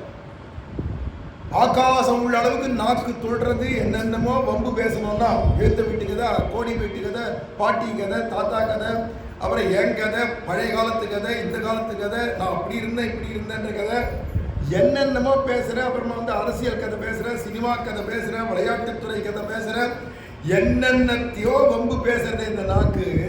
அடடா, நாராயணாயேதி நாமாஸ்தி வாக்கஸ்தி வசவர்த்தினின்னு நாராயணாங்கிற நாமமும் இருக்கு, உனக்கோ பேசுற தன்மையும் இருக்கு. கத்துடா, நல்ல கத்து. நாராயண நாராயண நாராயண நாராயண நாராயண நாராயண நாராயண நாராயண நாராயணா. இப்படி நாமத்தை எவ்வளவு கத்த முடியுமோ கத்து. பாக்கியம் கேட்கிறவர்களுக்கெல்லாம் பாரு. நீ சொன்னியானா உனக்கு மட்டும்தான் பாக்கியம். கத்தி சொன்னியானா எத்தனை பேர் காதல விழுதோ அத்தனை பேருக்கும் பாக்கியம். கேட்ட பாக்கியம், நீ சொன்ன பாக்கியம் அவனுக்கு கேட்ட பாக்கியம் இருந்தால் தான் நாமத்தை கூட காதால கேட்க முடியும். அப்பேற்பட்டதான் இந்த நாமத்தை காட்டி கொடுக்கறதுக்கு தான் ஆண்டாளே அவதாரம். அதுதான் ஆண்டாளுக்கு பல பேர் உண்டு. சூடி கொடுத்த சுடர்வடி, கோதை, கோதா, ஆண்டாள், இப்படின்னு ரங்கநாயிகா அப்படின்லாம் பல திருநாமங்கள் உண்டு இல்லையா. அதுல ஒரு திருநாமம் முக்கியமா இருந்த பாடவல்ல நாச்சியார். அப்படி நாச்சியார்ன்றது எல்லாருக்கும் பேர் தெரியும். பாடவல்ல நாச்சியார்னு பேரு. அப்ப என்னடா, ஸ்ரீதேவி தாயார், பூதேவி தாயார், லீலாதேவி தாயார் கூட பாடவல்லவளா தெரியல. சீதா பிராட்டி, ருக்மணி கூட இப்படி பாடவல்லவளான்னு தெரியல. ஆனா நம்ம ஆண்டாளுக்கு அப்படிதான் பாடவல்ல நாச்சியார். எல்லாருக்கும் தானும் பாடினா எல்லாரையும் பாட வச்சா. மார்கழி மாசம் ஆச்சுன்னா காலங்கத்தால எழுந்த தெரு தெருவா பஜனை பண்றாளே வீதியிலெல்லாம். யார் ஆரம்பிச்சு வச்சது? நம்ம ஆண்டாள் தானே. போதிவீர் போதிவினோ தேரிழையீர் ஆயர்பாடி செல்வச்சிறுமீர்கள் அப்படின்னு தன்னுடைய தோழிமார்களெல்லாம் கூட்டு வாங்கடி, நம்ம எல்லாம் மார்கழி மாசம் வீதியில போய் பஜனை பண்ணலாம். அப்படின்னு ஸ்ரீவில்லிபுத்தூர்ல ஆண்டாள் ஆரம்பிச்சு வச்ச பஜனை 5000 வருஷத்துக்கு முன்னாடி இன்னைக்கும் எங்க போனாலும் மார்கழி மாசம் காலங்கத்தால பஜனை. அவ இருக்கிற குளிர்த்தி ஏதோ தள்ள இல்லெல்லாம் கட்டிட்டு இட்டிட்டு ஏதோ மஃப்ளரை கட்டிக்கிறேன், ஷால்வையை போத்திக்கிறேன், இல்லை ஸ்வெட்டர் போட்டுக்கிறேன், ஏதோ ஒரு வேஷத்தில் வர. எப்படி வேணா நீ வா, இங்கே வந்து வாசலில் வந்து கத்து போச்ச நல்ல சுட சுட பொங்கல் வாங்கிடும். என்ன அழகாக வச்சுருக்கா சுட சுட பொங்கல். நான்லாம் சின்ன பையனாக இருக்குச்சே விளையாட்டாக சொல்லிட்டு போயிட்டெல்லாம் ஒன்றும் தெரியாது. அப்போல்லாம் சென்னையில் திருவல்லிக்கேணியில் பார்த்தசாரதி கோயிலை சுற்றி காலங்கத்தால வேலை வீதியில் பஜனை போவா மார்கழி மாதம். ஆனால் அங்கே கோவில்லேருந்து வைதிகால்லாம் போனோன்னா திருப்பாவை தான் 4 வீதியை சொல்லிட்டு வருவாள். நிதானமாக சொல்லுவாள். ஒன்றும் தெரியாது. சின்ன வயசு 3 வயசு 4 வயசு நாங்கள்லாம் கடைசி ரோவில் போவோம். தெரியாதவா இல்லையா, ஒன்றுமே சொல்ல தெரியாது. பின்னாடி ரோவில் போவோம். போச்சவே அவள்லாம் ஆரம்பிப்போம். மார்கழி திங்கள் நாங்கள்லாம் மடி நிறைய பொங்கல். நான் நடந்ததை சொல்கிறேன். நான் சின்ன வயசுக்கு 3-4 வயசுக்கு நான் சொன்னதை சொல்கிறேன். ஏன்னா இந்த வீதி 4 வீதி போயிட்டு வந்தால் ஒரு வீட்டில் போய் சாத்து முறையாகும். ஆச்சுன்னா சுட சுட நெய் மூட நெய் பெய்து முழங்கை வழிவார முந்திரி பருப்பு ஒரு 10 முந்திரி பருப்பாவது கையில் வந்து நிற்கும். இவ்வளோ பிரசாதம் கொடுத்தா அப்படி அள்ளி போடுற காலம், கிள்ளி போடுற காலம் இல்லை. இந்த மாதிரி இப்பெல்லாம் அள்ளி போடுவா, நெய்யா நிறைய விடுவா. இவ்வளவு பொங்கல்ல நெய் அப்படியே ஒழுகும். ஆண்டாள் சொன்னதுக்கு ஏற்ற மாதிரி பண்ணி பொங்கலை கொடுப்பா. அந்த சுட சுட அந்த குளிருக்கு எப்படி இருக்கும் தெரியுமா? நான்லாம் குழந்தையா இருந்துச்சே பின்னாடி போகிறதே மடி நிறைய பொங்கல். பொங்கல் கிடைக்குமா, பொங்கல் கிடைக்குமா, பொங்கல் கிடைக்குமான்னு ஓடினா இன்னைக்கு அந்த பொங்கலுக்குன்னு ஓடின ஒரு ஆளை உட்கார வச்சு திருப்பாவை வியாக்கியானம் சொல்லு கேட்கட்டும் எல்லாரும் அப்படின்னு வச்சிருக்காருன்னா, பொங்கலுக்காகவாவது சுண்டலுக்காகவாதுன்னு நீ வந்துட்டியானா அது பகவத் பிரசாதம் இல்லையா? அது எப்பேற்பட்ட ஞானியாக்கிட்டும் தெரியுமோ, எப்பேற்பட்ட ஆச்சாரியராக்கிவிடும் தெரியுமோ. அதனால பெருமாள் கோயிலில் தானே பிரசாதம், வேற எந்த கோயிலையும் பிரசாதம் கொடுக்கவும் கூடாது, வாங்கிக்கவும் கூடாது. பெருமாள் கோவிலில் ஒண்டி தான் பிரசாதம் கொடுக்கலான்னு இருக்கு. மற்ற கோவிலெல்லாம் போய் பிரசாதம் வாங்கிட்டேன்னா குலமே நாசமாக போடும். அப்படிங்கிறதுனால பிரசாதம் அங்கெல்லாம் கிடையாது, கொடுக்கவும் மாட்டான். அது அவளுக்கு உண்டு, அவளுக்கு தான் பூஜை பண்ணுறவாளுக்கு தான். நமக்கெல்லாம் கொடுக்கக்கூடாது, அங்கே நம்மளும் வாங்கக்கூடாது. பெருமாள் கோவிலில் வந்தால் கண்டிப்பாக அவள் கொடுத்தே ஆகணும், நம்மளும் வாங்கிட்டே ஆகணும். 1000 பேர் வந்து கூட்டத்தில் இருந்தாலும் எல்லாருக்கும் இத்தினுண்டாவாது. ஒரு சின்ன நெல்லிக்காய் அளவுக்காவது கொடுத்துட்டே போகணும் எல்லாருக்கும். ஏன்னா அதுதான் பெருமாள் கோவில், பகவத் பிரசாதம். அது என்ன பண்ணுண்டானா உன்னை ஞானி ஆக்கிவிடும், உன்னை பரம பாகவதோத்தமன் ஆக்கிடும், விட்டா நாளைக்கு ஒன்று ஆச்சாரிய புருஷனாவே ஆக்கிவிடும். பெருமாளே பிரத்யட்சமாயிடுவார். அதுதான் கலத்தது உண்டுன்னு சரியாயிடும். அந்த பகவானுக்கு அர்ப்பிச்சதான பிரசாதம் வேறுபட்டது இல்லையா? அப்போ காலங்கால பொழுதுல பஜனையை ஆரம்பிச்சு வச்சதே நம்ம ஆண்டாள் தான். இந்த மார்கழி மாசத்துல இருந்துச்சு அந்த ஆண்டாள் அவதாரம் பண்ணி நாளொரு மேனியும் பொழுதுற விண்ணமா பெரியாழ்வார் உணர்த்துட்டு வர்றார். அம்மா கிட்ட போய் மம்மு சாப்பிட மாட்டாள், அம்மா ஊட்டினா சாப்பிட மாட்டா, அம்மா தூங்க பண்ணி மடியில் போட்டு தூங்க பண்ணினா அம்மாவே வேண்டாம். அவள் அம்மாவுக்கு பேர் துளசின்னு பேர், அத்துழாயின்னு பேர். அந்த அம்மாவுடைய மடியில் படுத்துட்டு தூங்கவும் மாட்டா, அம்மாவுடைய தானே ஊட்டினா சாப்பிட மாட்டா. பருப்பு சாதம், தயிர் சாதம், தச்சி மம்முடி சாப்பிடுங்கவா நான் ஊட்டுறேன். அப்பா அப்பான்னு இந்த குழந்தை பெரியாழ்வாருக்கு தான் போகும். ஏன்னா பெரியாழ்வார் வெறுமனை ஊட்ட மாட்டார், கிருஷ்ணனுடைய கதையெல்லாம் சொல்லி சொல்லி ஊட்டுவார். வெறுமனை தூங்க பண்ண மாட்டார், கிருஷ்ணனுடைய ஏதாவது தாலாட்டு பாட்டெல்லாம் பாடிட்டே தான் தூங்க பண்ணுவார். அப்படிங்கிறதுனால அப்பானா ரொம்ப பிடிக்கும். அப்பா மணிக்கு போனோடனே மாணிக்கம் கட்டி வைரமிடை கட்டி ஆணி பொன்னா செய்த வண்ண சிறு தொட்டில் பேணி உனக்கு பிரமல் விடுதந்தான் அப்படின்னு சொல்லி மாணி குரலனே தாலேலோ பெரியாழ்வார் தானே பாடின பாடல்.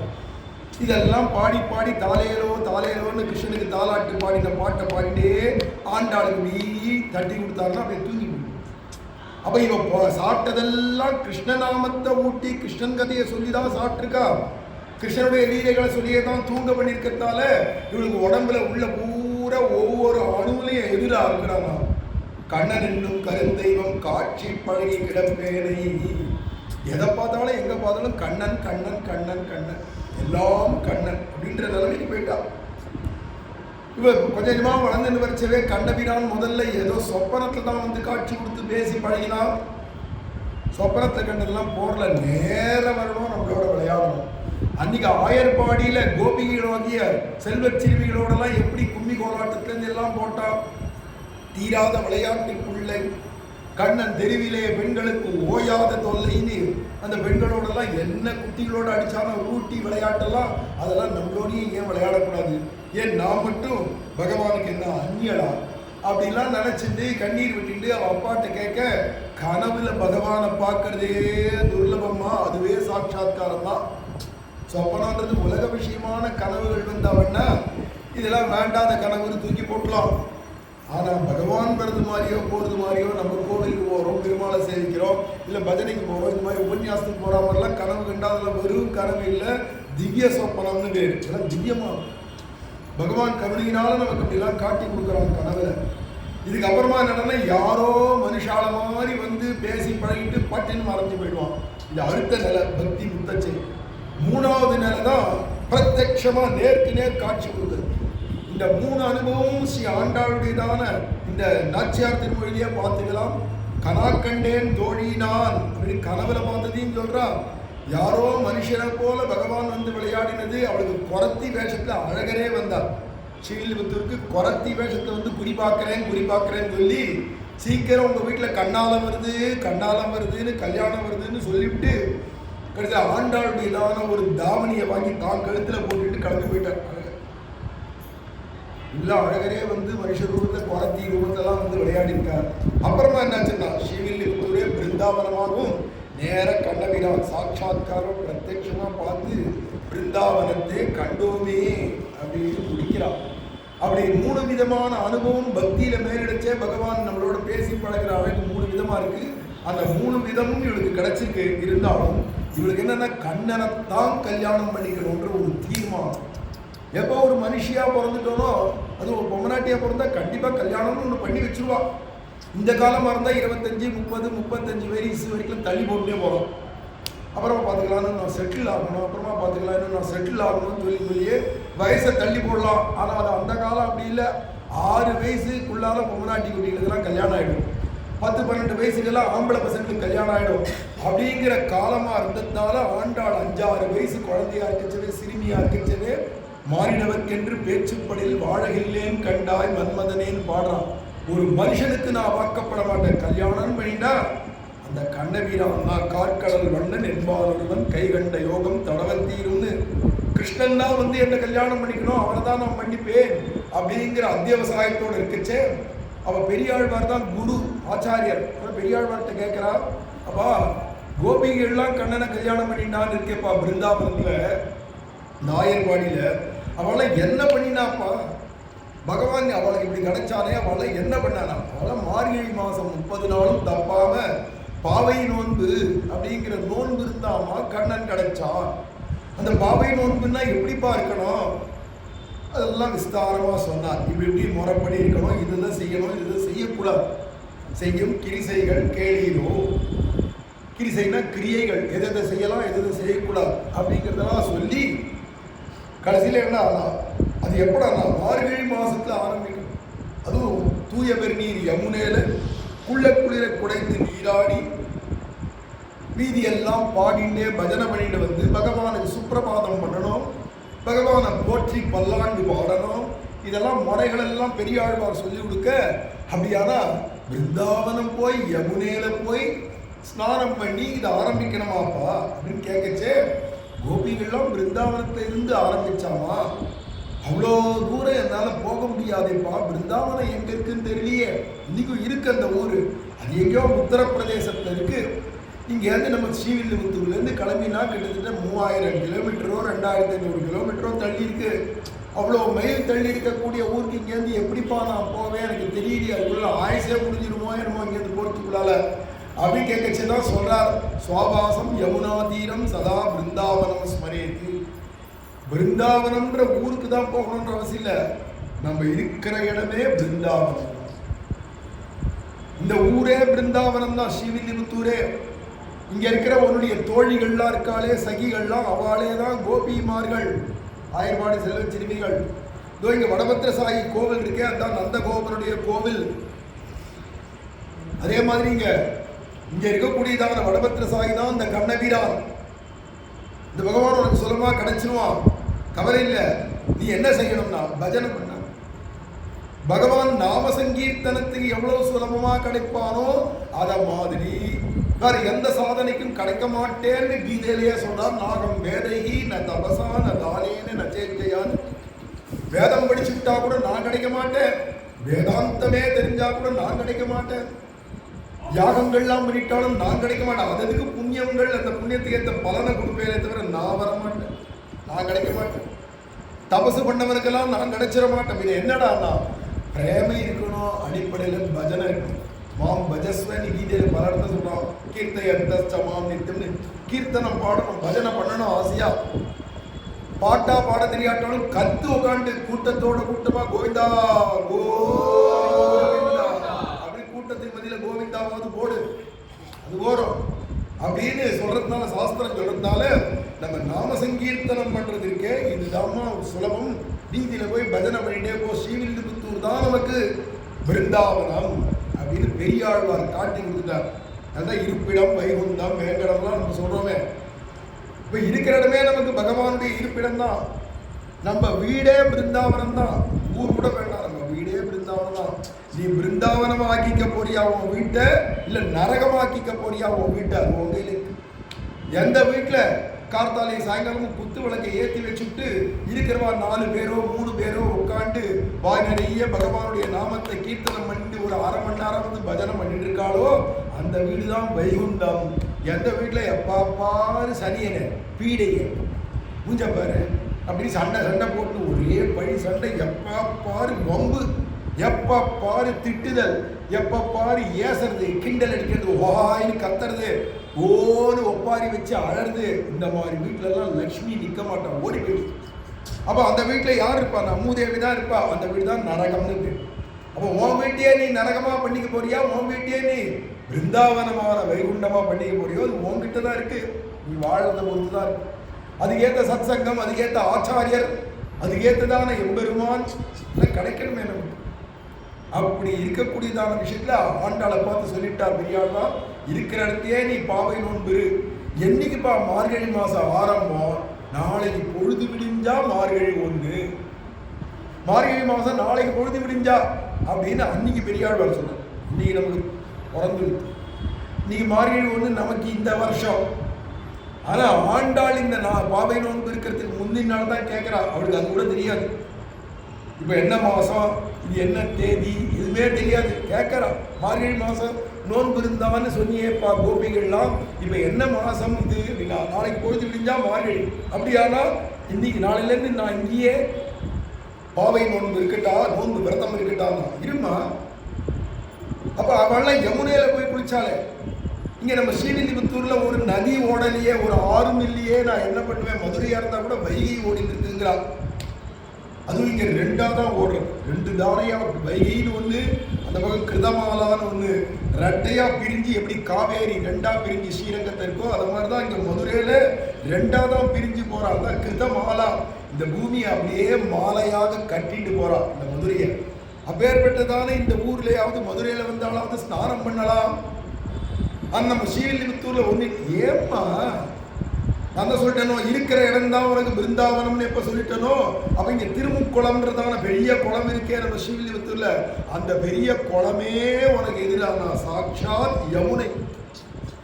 அதுல போய் ஸ்நானம் பண்ணு அப்படின்னு சொல்லி இருக்கிற இடம் தான் உனக்கு பிருந்தாவனம், யமுனை எல்லாத்தையும் சொல்லி இந்த வடபத்திரசாயி தான் இருக்கக்கூடியவதான் கண்ணபிரான். அவருடைய கோவில் தான் நந்தகோபனுடைய வீடு அப்படிங்கிறதெல்லாம் சொல்லி ஆண்டாளுக்கு சொல்ல, இதுக்கு மேல சொல்லி தரணுமா ஆண்டாளுக்கு? அவளே ஸ்வயம் நாச்சியார் ஆச்சே. அதனால அவ என்ன பண்ணானா, அடுத்த நாள் அன்னைக்கு ராத்திரியா ஓடி போயிட்டான்.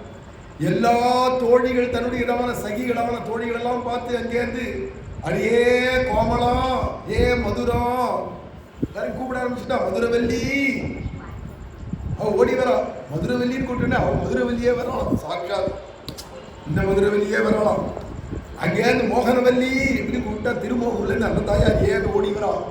ஆண்டாளுக்கு யார் தோழிகள்னா 108 திவ்யதேச தாயார் தான் தோழிகள். அத்தனை பேரும் கிளம்பி வந்துட்டோம். ஒரே கூட்டம். ஒரே தோழிகள் இவ கூப்பிட்டோன்னு ஆயர்பாடி செல்வச்சிறுமி காணும்னு அத்தனை பேரும் ஊர்ல இருக்கிறவான்னா அத்தனை திவ்யதேசத்தின் தாயாரும் தான் வந்துட்டான். எல்லாரும் ஆண்டாள் கூப்பிட்டான்னு அத்தனை பேரும் வர அத்தனை பேரும் வந்தோடனே என்னடி ஆண்டாள் எதுக்கடி கூப்பிட்ட? நாளையிலேருந்து நம்மளாம் பாவை நோன்பு இருக்கணும்டி, கண்ணன் நமக்கு கிடைப்பான். அந்த பிஞ்சு வயசுல அந்த ஆசை இருக்கணும். இந்த மாதிரி வயசாகி கடங்கட்டை ஆகிட்டு அதுக்கப்புறமா வந்துட்டா கிருஷ்ணன் கிடைக்கணும்னு நினைக்க மாட்டோம். பணம் கோடி கணக்கில் கிடைக்குமா, வந்தா பொங்கல் கிடைக்குமா, 4 பூசகாப்பு தான் கிடைக்கும். எது கேட்டாலும் அது கிடைக்குமா, இது கிடைக்குமா, இது கிடைக்குமா, அது கிடைக்குமான்னு கடைசியில் சாவு கிடைக்கும். ஒரு நாள் மரணம்ன்றது சம்பவிச்சிடும்.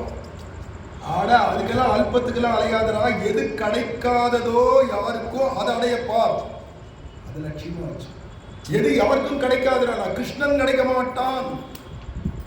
அதனால்தான் எல்லாருக்கும் அரியன் அப்படிங்கிறார், பிறர்களுக்கு அரிய வித்தகன் அப்படிங்கிறார்.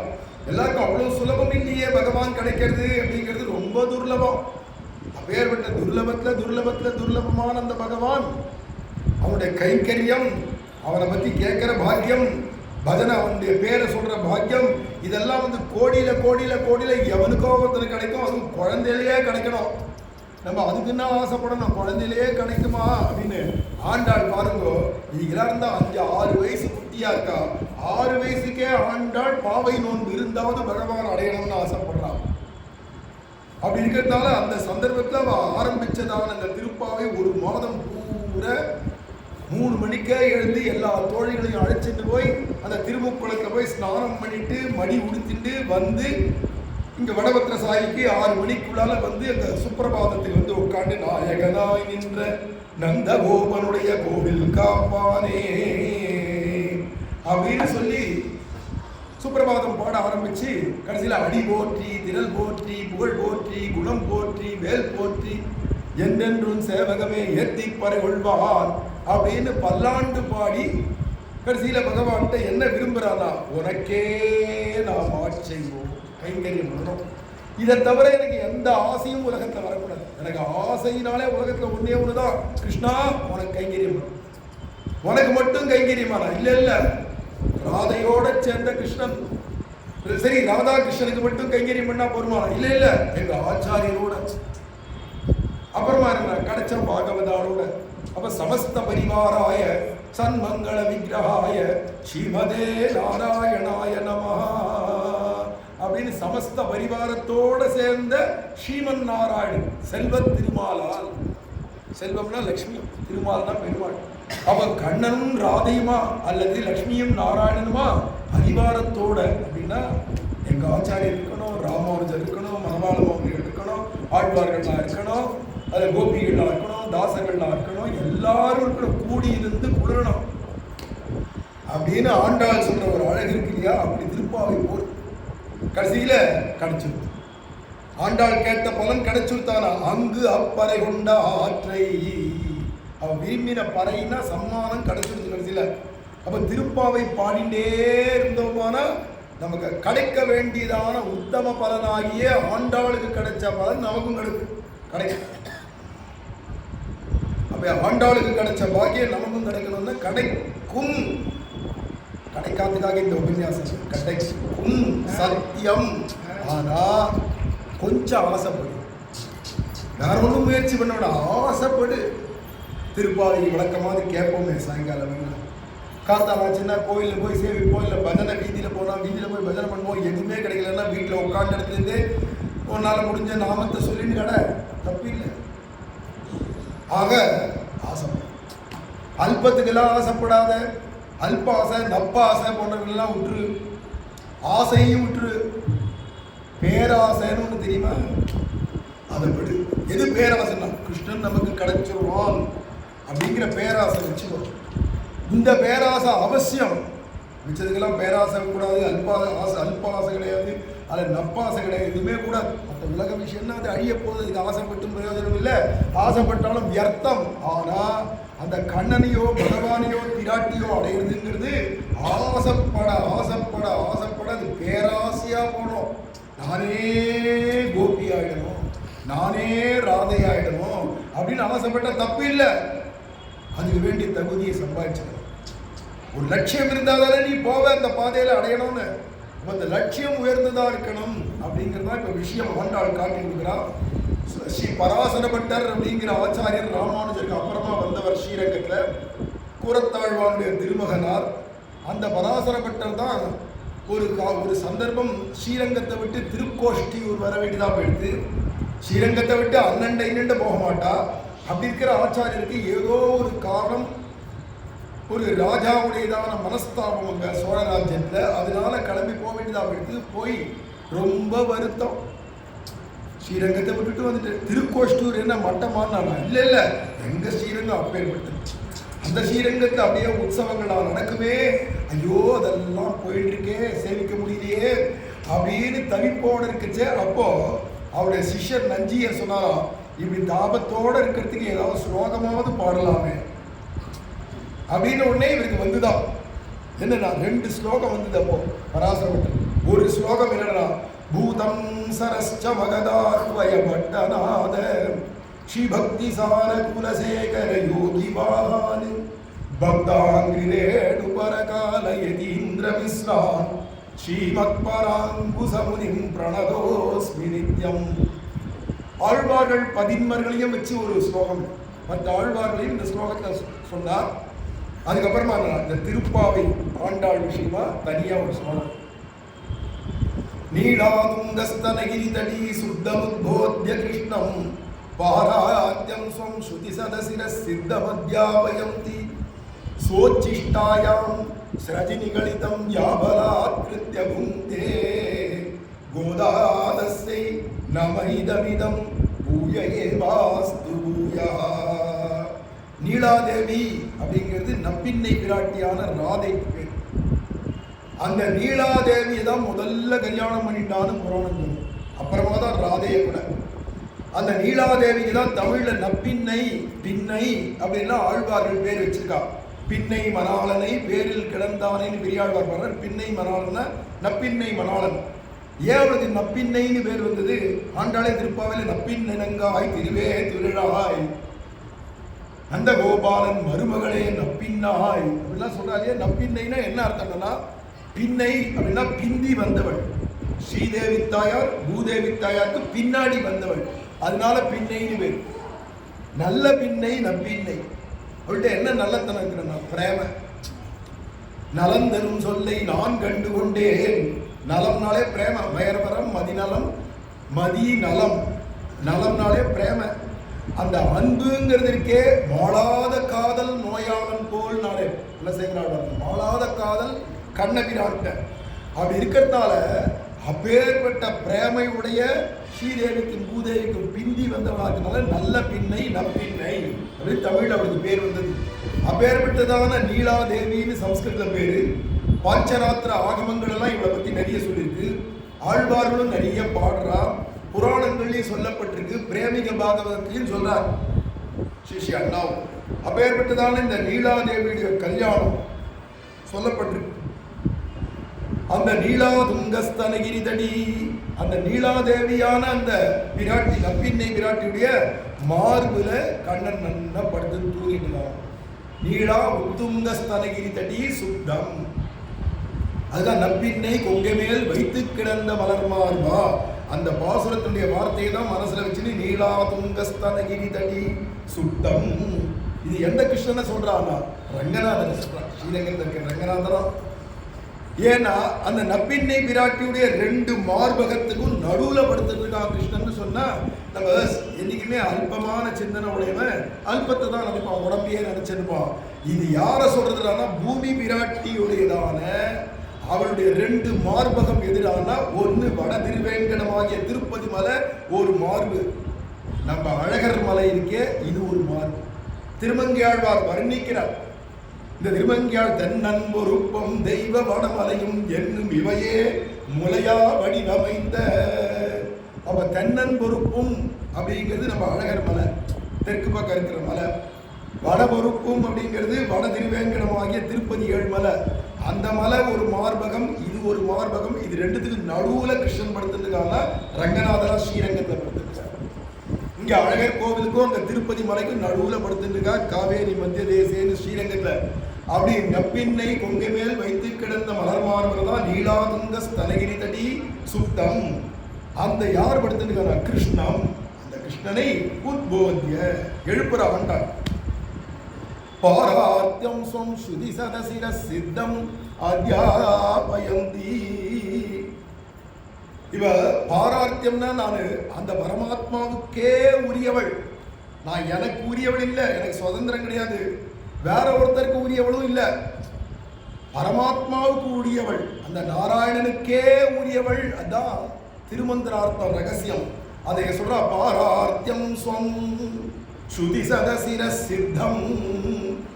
அவனுக்கு நான் அடிமை அப்படிங்கிறது நூற்றுக்கணக்கான உபனிஷத்துகள் வேதங்கள் சொல்றது. அதுல சொல்லப்பட்ட உறவே அவன் நமக்கெல்லாம் எஜமானன், நம்ம அவனுக்கு அடியவன் தாசன் அப்படிங்கிறதவன அல்லது தாசி அப்படிங்கிற உறவை தான் இங்க காட்டுறது. அது நூற்றுக்கணக்கான உபனிஷத்துகள்ல சொல்லப்பட்டது. பரமாத்மாவுக்கும் ஜீவாத்மாவுக்கும் உள்ள உறவு. அந்த உறவை வச்சுட்டு அவ செய்ய வேண்டியது எதிரான தாசியமான அடிமை. அசுலுக்க தாசிகாஹா அப்படின்னு கோபிகள் கூட சொல்றா, சம்பளமற்ற வேலைக்காரிகள். நாங்கள்லாம் வேலை செய்வோம் கிருஷ்ணனுக்குன்னு, செஞ்சுட்டு என்ன பண்ணுவோம்னா அவங்ககிட்ட இருந்து கூலி வாங்க மாட்டோம், அவன் ஏதாவது கொடுக்குறான்னு பார்க்க மாட்டோம். நாங்க எங்க கைங்கரித்தை அவன் ஏத்துட்டானே அப்படின்னு நாங்க தான் அவனுக்கு கூலி கொடுப்போம். ஏத்துண்டது ஆண்டாள் சொல்றா, இன்று வந்து அமுது செய்திட பெறில் நான் 1 100 1000 கொடுத்து பின்னும் ஆளும் செய்வன். இந்த அழகரை பார்த்து தான் சொல்றா, இந்த அழகர் கணக்கா நான் மனசால படைச்சு வச்சிருக்கக்கூடிய 1000 100 தடா வெண்ணையும் 100 தடா அக்கார வரிசையிலும் வச்சிருக்க. ஒரு கால் இன்னைக்கு வந்து அழகர் வந்து இதை சாப்பிட்டுட்டாரானால் பதிலுக்கு நான் என்ன செய்வேன்னா 1 ரூபாய் கொடுப்பேன் தட்சிணை. பகவான் பரமாத்மாவுக்கு இந்த சிவப்பதிக்கு இது 1 ரூபாய் ஏமாத்திரம். அப்படி ஒரு பார்வை பார்ப்பானோ அலட்சியமா. திரும்பி 100 ரூபாய் நோட்டு எடுத்து வைப்பேன். 1 100 அப்புறமா என்ன 1000 கொடுத்து, அங்க 1000ன்னு மட்டும் சொல்ல 1000 கொடுத்துன்னா என்ன அர்த்தம்னா 1000 பல கோடி 100,000 கொடுப்பேன். எல்லாத்தையும் என்னையும் என் உடைமையை எல்லாத்தையும் கொடுத்துட்டு அப்புறமா நான் பின்னும் ஆளும் செய்வேன், தொண்டு செய்வேன், கைங்கரியம் பண்ணி. அப்ப என் சொத்தெல்லாம் ஒப்படைச்சுட்டு என்னையும் ஒப்படைச்சுட்டு ஜன்மா பூரா கைங்கரியம் பண்ணிட்டு. என்ன வார்த்தை, என்ன ஹிருதயம் ஆண்டாளுக்கு. அப்படி ஆண்டாள் இருக்கா இல்லையா? அதனால அந்த ஆண்டாள் எப்பேற்பட்டோம்னா அப்படி கைங்கரியம் பண்றதுல ருச்சி இருக்கிறதுனால எற்றைக்கும் 7 பிறவிக்கும் தான். இந்த ஒரு பிறவியில கைங்கரியம் பண்ணா போறாது, 7 பிறவிக்கும் உந்தன்னோடு உற்றோமே ஆவோம், உனக்கே நாம் ஆட்செய்வோம்னா. அதுதான் இங்க சொல்ற ஸ்வச்சிஷ்டாய். அதுக்கு அடுத்தது என்னன்னா சிர ஸ்ருதி சத சிர சித்தம் அத்தியாபயம். அப்படி நூற்றுக்கணக்கான உபனிஷத்துகள்ல சொன்ன உனக்கு எனக்கு என்ன உறவு அப்படிங்கிற விஷயத்த பகவானுக்கே புகற்றான். எங்களை கொள்ளாமல் போகாது, எங்கிட்ட கைங்கரியம் வாங்கிக்காது நீ போக முடியாது, இந்த அவதாரத்தை முடிச்சுட்டு போக முடியாது, எங்க கைங்கரியத்தை நீ ஏத்துட்டே தான் போகணும் அப்படின்னு கைங்கரியத்துக்காக மல்லு கட்டுறா இல்லையா ஆண்டாளிங்க. அதை சொல்றா இல்லையா சோச்சிஷ்டாயாம். அப்படி இருந்த ஆண்டாள் என்ன கைங்கரியம் பண்ணாலாம் இருக்கச்சவே வடபத்திர சாய்க்கு புஷ்ப கைங்கரியம் பண்ணா, மாலா கைங்கரியம் பண்ணிட்டே இருந்தா, மாலா கைங்கரியம் பண்ணிட்டே இருந்தா இல்லையா. சோச்சிஷ்டாய் ஒரு நாள் தாம் போட்டுண்ட மாலையை எடுத்து பகவானுக்கு அர்ப்பணம் பண்ணா இல்லையா. இதாவது சூடி கொடுத்த சுடர்குடின்னு பேரு. அவ சூடி கலைந்த மாலையை பகவான் கொடுத்ததான் சோச்சிஷ்டாயாம் சிரஜினி கலிதம் யாபலாத்கிருத்ய புந்திய. பலாத்காரமாவது கிருஷ்ணன்ட்ட போய் எனக்கு கைங்கரியம் கொடுத்தா ஆகணும் அப்படின்னு 1 மாசம் நோன்பு இருந்து பலனா கேட்டுக்கிறான். கைங்கரியத்துக்கு இவ்வளவு ஆசைப்படுறாளேன்னா அதுதான் ஜீவாத்மாவுக்கு ஆத்ம லாபம். நமக்கு எல்லாருக்கும் எதுடா லாபம்? பாகவத புராணம் சொல்றது ஜென்ம லாப பரப்பும்சாம் அந்தே நாராயண ஸ்மிருதி. ரிஷி சொல்ற வார்த்தை சுகபிரம்மம் சொல்றார், இந்த ஜென்மாவில் உனக்கு எதுடா லாபம் அப்படின்னா நீங்க சம்பாதிக்கிறதெல்லாம் லாபம் இல்ல, உன் உயிர் போகிற சமயத்துல உன் வாயில நாராயணா அப்படின்னு உன் வாயில வந்தால் அதுதான் லாபம் அப்படிங்கிறார். ஜென்ம லாப பரப்பும்சாம் அந்தே நாராயண ஸ்மிருதி. அந்த நாராயணாங்கிற நாமம் உனக்கு வாயில கடைசியா வரணும், அதுதான் முக்கியம் அப்படின்னு ரிஷியாக்கிறதுனால சொன்னார். ஆனா ஆண்டாள் அப்படி சொல்லல. எதுடா இந்த ஜென்மாவுக்கு லாபம்னா கைங்கரியம் தான் லாபம். உயிர் போற சமயத்தில் நாராயணான்னு சொன்னா அஜாமிளன் கூட தான் சொன்னா, ஏதோ லக் அடிச்சது அவனுக்கு சான்ஸ், மகா பாவி. ஆனா வாயில ஏதோ திடீர்னு பிள்ளையுடைய பேர் நாராயணன் பேரு, அது கூப்பிட்டா உயிர் போயிடுது. அவன் வைகுண்டம் போய் சேர்ந்துட்டானா, இது திருடுறதுன்னா, அது திருடுறது, வைகுண்டத்தை இலவசமா திருடுறதுன்னு ஆயிடும். அப்படி இருக்கக்கூடாது. கைக்கரியம், உடம்பால உழைச்சி கைக்கரியம். கோவிலுக்கு வந்து ஏதாவது செய்ய முடியுமா, ஆச்சாரியருக்கு போய் ஏதாவது உடம்பால உழைச்சி செய்ய முடியுமா, இல்ல பாகவத ஆளுக்கெல்லாம் உழைச்சி ஏதாவது செய்ய முடியுமா? எதுக்கு உடம்பு இருக்க? சும்மா கொழுப்பை ஏற்றி வச்சுக்கிறதுக்கா? சாப்பிட்டு சாப்பிட்டு கொழுப்பு ஏறிட்டு இருக்கிறதுக்கா? இல்ல, உடம்பை கொண்டு உடம்பால உழைச்சி கைக்கரியம் பண்ணு. கிடைக்குமா? அப்புறமா கிடைக்குமா இந்த பாக்கியம்? மனுஷ பிறவி போயிடுச்சுன்னா அடுத்த பிறவியில கிடைக்குமா? நான் தொண்டெல்லாம் செய்ய முடியாது. அல்ல, ஆசையா கைங்கரியம் பண்றதுக்கு தான்டாப்பா இந்த மனுஷ ஜென்மம் அப்படிங்கிறத காட்டி கொடுக்குறா இல்லையா? இதுதான் பகவானுக்கே சொல்லித்தராலயம். யா பலாத்கிருத்திய பூங்கே, கைங்கரியத்தை பலாத்காரமாவது வாங்கி கைங்கரியம் பண்ணி இருக்கக்கூடிய அந்த கோதை, இந்த ஆண்டாள், அவளை ஊய ஏவாஸ்து ஊயகா, மறுபடியும் இந்த நமோ நமகான்ற இந்த நினப்பு அல்லது இந்த வார்த்தை இருந்துட்டே. எப்ப ஆண்டாளை நினைவரைச்ச எல்லாம் நமோ நம, ஆண்டாளுடைய திருவடிகளே சரணம், ஆண்டாள் திருவடிகளே சரணம்னு சொல்லிட்டே இருக்கணும் அப்படின்னு பராசரவட்டர் இந்த தனியத்தில் சொல்றார். அதுக்கு அடுத்ததானது நாதமுனிகளுடைய சிஷ்யர் உய்யக்கொண்டார் அப்படிங்கிறவர். அவர் தமிழ்ல ஒரு பாடல் அருளி செய்கிறார். அன்னவயல் புதுவை ஆண்டாள் அரங்கற்கு பண்ணு திருப்பாவை பல்வதியம் இன்னிசையால் பாடி கொடுத்தாள் நற்பாமாலை பூமாலை சூடி கொடுத்தாளை சொல்லு. அந்த உய்யக்கொண்டார் அருளி செய்த இந்த பாசுரத்துல அன்னவயல் புதுவை, புதுசா ஒரு ஊர் வந்துருக்குன்னு வச்சுக்கோங்க. திடீர்னு ஒரு 10 பேர் குடி வந்துட்டா ஒரு ஊர்னா உடனே அதுக்கு என்ன போர்டு போடுறாங்க? புதூர்னு பேர் போடுறாங்க. நல்லா புதுசா தோன்றின ஊர். மதுரைக்குள்ளேயே எத்தனையோ புதூர் இருக்கேன்னா, இது ஆ புதூர், அது கா புதூர், இது கீ புதூர்னு ஏதோ பேர் வைப்பான். ஏன்னா அழகர் கோவில் கிட்ட ஒரு புதூர் இருக்கிறதுனால அழகர் கோவில் புதூர், இல்லை ஆ புதூர்னு வைப்பா. இதை மாதிரி புதுசா தோன்ற ஊர் மாதிரி அந்த காலத்துல மல்லிங்கிற ஊர் தான் ஆண்டாளுடையதான அப்பாவுக்கெல்லாம் சொந்த ஊர். ஸ்ரீவில்லிபுத்தூர்லேருந்து ஒரு 6-7 கிலோமீட்டர்ல இருக்கு. அதுதான் அவளுக்கெல்லாம் சொந்த ஊர். அங்கதான் அக்ரஹாரம்லாம் இருந்தது. அப்புறமா வில்லி கண்டன் அப்படின்னு 2 பேரால தோற்றுவிக்கப்பட்டதான் ஸ்ரீவில்லிபுத்தூர்ன்ற ஊர். இப்போ புதுசா தோன்றினதுனால புதுவை நகர், புதூர் அப்படின்னு பேர் வந்தது. அப்படி புதுவை நகர்ன்ற புதூர் தான் வில்லி புதுவை, வில்லிபுத்தூர் அப்படின்னு பேர். அந்த வில்லிபுத்தூர் வில்லி கண்டனால உண்டாக்கின புத்தூர், புதூர் புதுசா தோன்றின ஊர். அந்த புதுசா தோன்றின ஊர்ல அப்புறமா வந்து எல்லாரும் குடி புகுந்தா, வடபத்திர சாயி கோவில் இருந்ததுனால எல்லாரும் வந்து அந்த குடி புகுந்தா, அப்புறம் அது பெரிய ஊரா போயிடுது ஸ்ரீவில்லிபுத்தூர். அப்போ அந்த இடத்துல என்னன்னா, அந்த ஊர்ல எங்க பார்த்தாலும் சுத்தி வயல். அந்த வயல்ல அப்பெல்லாம் என்னன்னா, ஆண்டாள் காலத்துல அன்னப்பறவையான ஹம்சப்பட்சி ஆணும் பெண்ணுமா ஜோடியா வயல் வரப்புல அங்க இருக்கிற பூத்து இருக்கிற தாமரையிலாம் இங்கி அங்கி தாவி குதிச்சுன்னு ஒண்ணுக்கு ஒண்ணு விளையாடுமா. மென்னடை அன்னம் பறந்து விளையாடும் வில்லிபுத்தூர் உறைவான் தன்னு ஆண்டாளே சொல்றா. அன்னங்கள் நிறைய விளையாடக்கூடியது. என்னெல்லாம் அன்னவயல் புதுவை ஆண்டாள் அரங்கற்கு. அந்த புத்தூர்ல தோன்றின ஆண்டாள் ஸ்ரீவில்லிபுத்தூர்ல. அரங்கற்கு பண்ணு திருப்பாவை பல்வதியம். பண்ணுன்னா என்னன்னா தொல்பாவை. இது வந்து புதுசா ஏதோ ஆண்டாள் தான் புதுசா தோற்றுவிச்சிருக்காளாக்கும் திருப்பாவை நோன்புங்கிறதுலாம் கிடையாது. முன்னாடியே இருந்திருக்கு. யார்டானா, மேலையார் செய்வனகள் வேண்டுவன கேட்டியேல். எனக்கு முன்னாடி இருந்த பெரியவாள்லாம் இதை அனுஷ்டிச்சிருக்கா. கோபிகைகள்லாம் பிருந்தாவனத்துல கண்ணபிரானுடைய காலத்துல இருந்த கோபிமார்கள்லாம் அவள்லாம் இந்த ஹேமந்தே பிரதமே மாசி நந்த பிரஜகுமாரிகா சேருர் ஹவிஷ்யம் புஞ்சானா காத்யாயனி அர்ச்சன விரதம். இது பாகவத புராணத்திலே சொல்றார் சுகபிரமே. இந்த ஹேமந்த ருத்து அப்படிங்கிறது இந்த மார்கழி தை, இது 2 ஹேமந்த ருத்து அப்படின்னு பேர் இந்த ருத்துவுக்கு. இந்த காலம் ஹேமந்த ருத்து காலத்துல முதல் மாசம் இந்த மார்கழி மாசம். ஹேமந்தே பிரதமே மாசி நந்த பிரஜ குமாரிக்காக, நந்த கோகுலத்துல இருந்ததான அந்த குமாரிகள் எல்லாம் 7 வயசு 6 வயசு குட்டிகள்லாமா சேர்ந்து சேரூர் ஹவிஷ்யம் புஞ்சானாக. வெறும் அவெல்லாம் அரிசியும் பருப்பும், பச்சை அரிசியோ பாசி பருப்புங்கிறதான பைட்டம் பருப்பையும் அப்படியே வேக வச்சு அது ஒரு வேளை சாப்பிடுறது. ஒருபோதும் உண்டுன்னு ஆண்டாள் சொல்றா. ஒரு வேளை சாப்பிட்டுட்டு அதுவும் என்னன்னா இந்த நெல்லிக்காய் அளவுக்கு, சின்ன அரை நெல்லிக்காய் அளவுக்கு 6 உருண்டை அதான் வாயில போட்டுப்பாலாம். ஒரு வேளை தான் சாப்பிடுவாங்களாம். அதுவும் அந்த ஒரு வேளை 6 உருண்டை ஆறு உருண்டை 6 கவளம்னு சொல்லிட்டு யானைக்கு அடைக்கிற மாதிரி இவ்வளவு பெரிய உருண்டை இல்ல, இக்குருண்டா உருண்டை சேரும் அபிஷம்.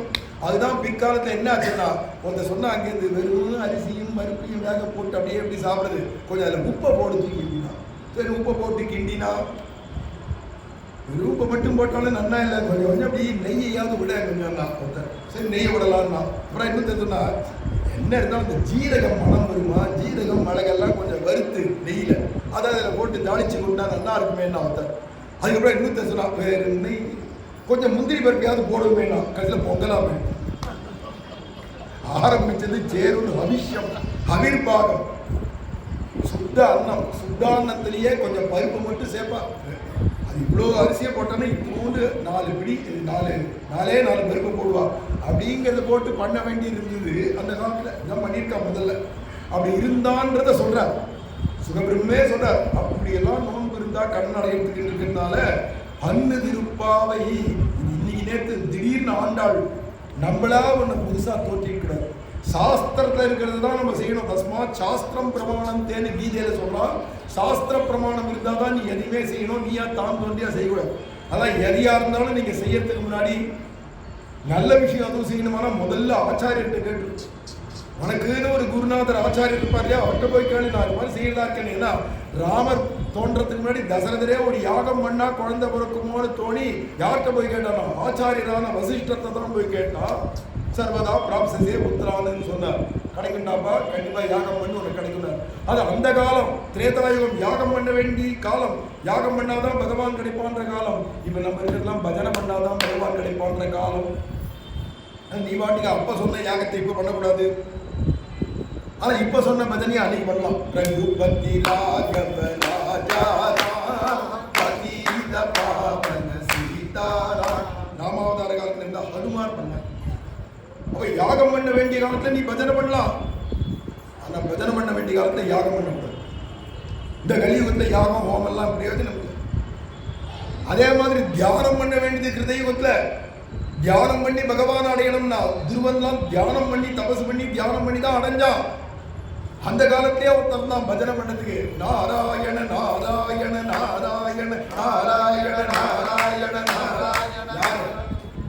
அதே மாதிரி 5 வயசு குழந்தை பள்ளியில் ஓதி வந்ததன் சிறுவன் வாயிலோர் 1000 நாமம். நம்ம பிரகலாத ஆழ்வான், அந்த பிரகலாதன் பள்ளியில ஓதும் போதே 5 வயசு குழந்தை எனக்கு நாராயண நாமத்தை சொல்லிட்டான். பதில கிருதைவத்தே அவன் அந்த காலத்துல பண்ண வேண்டிய தியானத்தை இப்ப நீ பண்ணக்கூடாது. ஆனா இப்ப பண்ண வேண்டிய நாமத்தை அப்படியே பஜனை பண்ணலாம். கிருத திரேதா துவாபர யுகத்துல வேற வேற தர்மங்கள் சொன்ன போதே பஜனை தான் பண்ணா. கலியுகத்துல பஜனை பண்ணா தான் பகவான் அடைய முடியும்னு சொல்லிச்சு. இப்ப போய் ஒருத்தன் யாகம் யோகம் விரதம் தபஸ் எல்லாம் பண்ணியிருந்தானா சர்வம் வியர்த்தம். பேசாத அவனை சரணம்னு அடைஞ்சுட்டு நாமத்தை சொல்லிட்டு பேசாத நிம்மதியா போச்சு.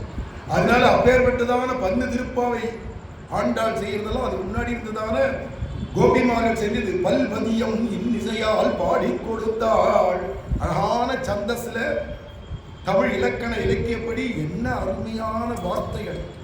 நம்ம அர்த்தத்தை பார்க்கிறோம், இதனுடைய சொற்களை பாரு. தமிழன், சுத்தமான தமிழன். அதுல கவிஞன் எவனாவது வந்தான்னா பார்த்தா மறைச்சு விடுவான்.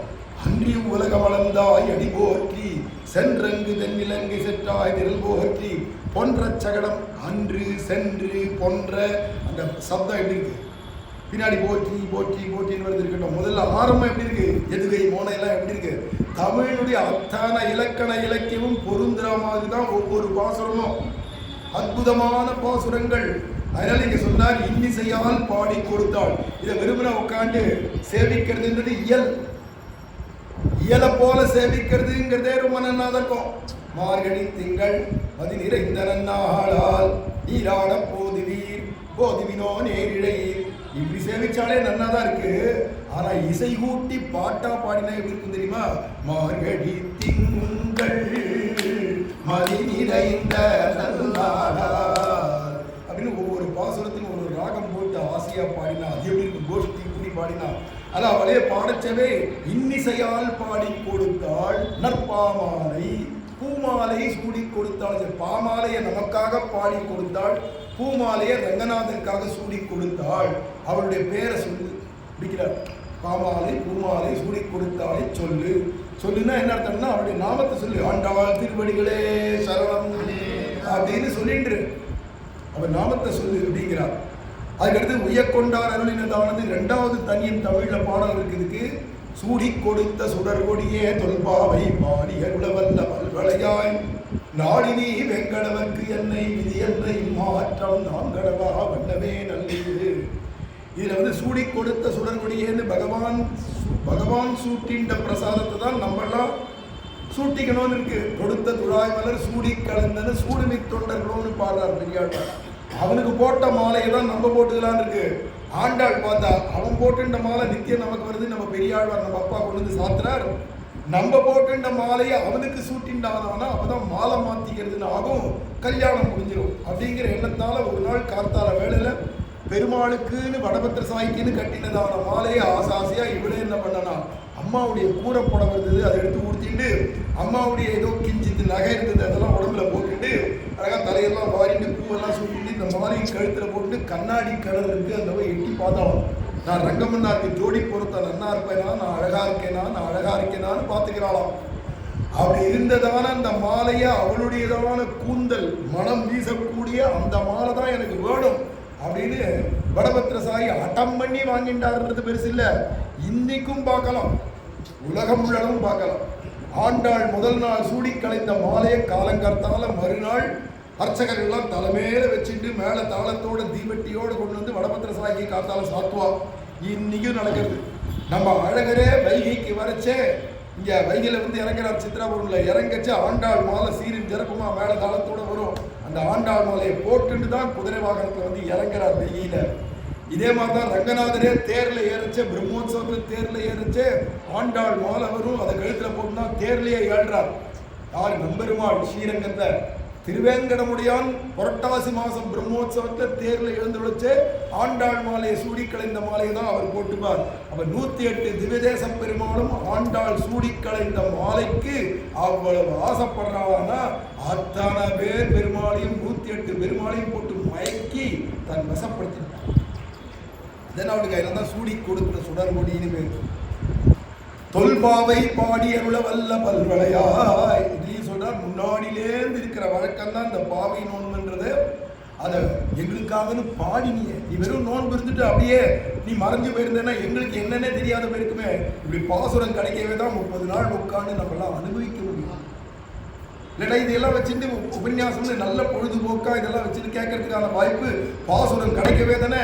அவ தானே நோன்பு இருந்தா பகவானை கல்யாணம் பண்ணிட்டா அப்படியே மறைஞ்சு போயிட்டான்னு தானே நமக்கு இதெல்லாம் கிடைக்காது. அதனால பாடி அருளவல்ல பல்வளையாய் கை நிறைய வளையல் போட்டுக்கா. ஏன்னா சௌமங்கல்யார்த்தம் வளையாதி பூஷணம்னு சாஸ்திரம் சொல்றதுனால நல்ல தீர்க்க சுமங்கலின்றது காட்டுறதுக்காக நிறைய வளையல் போட்டுக்கலாம்.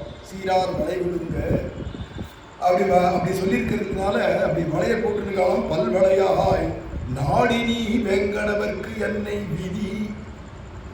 அந்த திருவேங்கடமுடியானுக்கே நான் உரியவள் அப்படின்னு எப்படி மன்மத நோன்பு இருந்தாலோ அத மாதிரி நாங்களும் அந்த திருவேங்கடமுடியானுக்கே இருக்கக்கூடாது, ஆண்டாளுக்கே நாங்கள்லாம் அடிமை அப்படின்னு ஆகணும். நாடினி வெங்கடவர்க்கு என்னை விதி என்ற இம்மாற்றம் நாம் கடவா வண்ணமே நல்லே. வனக்கும் ரங்கமன்னாருக்கும் சேர்த்து ஆண்டாளோட சேர்ந்த ரங்கமன்னாருக்கு நாங்கள்லாம் அடிமை அப்படின்னு கடக்கணும் ஜென்ம ஜென்மா. அதுக்கு நீ அனுகிரகம் பண்ணுமா ஆண்டாள் அப்படின்னு ஆண்டாள்கிட்ட பிரார்த்தனை பண்ணிக்கிறதாக இது அமையிறது. இப்படி ஆண்டாளுக்கு இந்த திருப்பாவை அப்படிங்கிற நோன்பு இவன் நினைச்சா அவன் மனசுக்குள்ள 5-6 வயசுக்குள்ள அவளுக்கு என்னென்ன கதைகள் கேட்டுக்காலோ என்னென்னமோ எண்ணங்கள் வருது. அவளுக்கு தோன்றதா ஆண்டாளுக்கு 6 வயசு குட்டிக்கு நம்ம ஜனகராஜனுடைய பொண்ணா பிறந்திருக்கலாமே, ஜானகியா சீதா பிராட்டியா பிறந்திருந்தா நம்ம அப்பா ஒரு வில்லு வச்சிருந்தா, சிவதனுசுன்னு ஒரு வில்ல வச்சிருந்தா, பரம்பரை சொத்து. அந்த வில்ல பார்க்கலான்னு வந்தார் ராவர், வில்ல முடிச்சார், கல்யாணம் பண்ணிட்டார் சீதையா. இந்த சீதையா நம்ம பிறக்கலையே, நம்ம அப்பா ஜனக மகாராஜன் இல்லையே, நம்ம வீட்டில் வில்லுன்னு ஒன்று இல்லையே, இருந்தா அதுக்காவது கிருஷ்ணன் வருவானோ இல்லைன்னா நம்ம அப்பா கும்பகன் இல்லையே பெரியாழ்வார். அந்த கும்பகன்ற கோணார் வீட்டில் 7 முரட்டு காலை இருந்தது, எவனாலையும் அடக்க முடியாது. அது அசுர ஆவேசம் உடையதான 7 முரட்டு காலை. அது அடக்கணும்னா கண்ணன் ஒருத்தனால தான் முடியும்னு தெரிஞ்சுதான் அப்பங்கார் என்ன பண்ணான், அந்த நீலாதேவி நப்பின்னையுடைய அப்பா என்ன பண்ணான், இந்த முரட்டு காளையை எந்த ஒரு கோணார் பையன் வந்து அடக்குறானோ அவனுக்கு தான் என் பொண்ணை கொடுப்பேன் அப்படின்னு இந்த நப்பின்னை கல்யாணம். உடனே அதுதான் ஏறு தழுவருதுன்னு பேரு, அதுதான் ஜல்லிக்கட்டுன்னு பேரு. அதுதான் நம்ம தமிழ்நாட்டில் ரொம்ப ஃபேமஸ். அலங்காநல்லூர்ல ரொம்ப ஃபேமஸ் ஜல்லிக்கட்டு. எங்க இருந்து வந்துதான் கிருஷ்ணன் ஏறு தழுவிருக்கான். முரட்டு காளைகள்ல அதை முட்டிட்டு பாஞ்சிட்டு வர முரட்டு காளை கொம்பெல்லாம் அப்படியே தீட்டி வச்சுட்டு கிழிச்சு குத்தி கொதறிவிடும். 1000 பேரை எதிர்க்க. அது வேற அசுரமான காளை, வேற சாதாரண காளை இல்லை. அப்பேற்பட்ட முரட்டு காளையினுடையதான எந்த லாபகத்தில் அது மேலே பாயணும், அதனுடைய திமிழ் இருக்குமே முதுகுல, அந்த திமிழை பிடிச்சி தொங்கல்ல அது நடக்க முடியாதபடி அத்தனை பலமும் குன்றி போய் அப்படியே சுருண்டு கீழே விழுந்துருத்துன்னா அப்போ அங்கேருந்து ஒரு கோணி ஊசி எடுத்துன்னு வருவாங்க. அந்த கோணி ஊசியில் நல்ல தடிமனான கயிறை போட்டு மூக்கணாங்கயிறை போட்டு நறுக்குன்னு கிருஷ்ணன் குத்தி மூக்கணாங்கயிறை போட்டு கட்டி விட்டான். மூக்கணாங்கயிறு போட்டாச்சுன்னா அது கட்டுப்படுத்தலாம் ஆனோம்.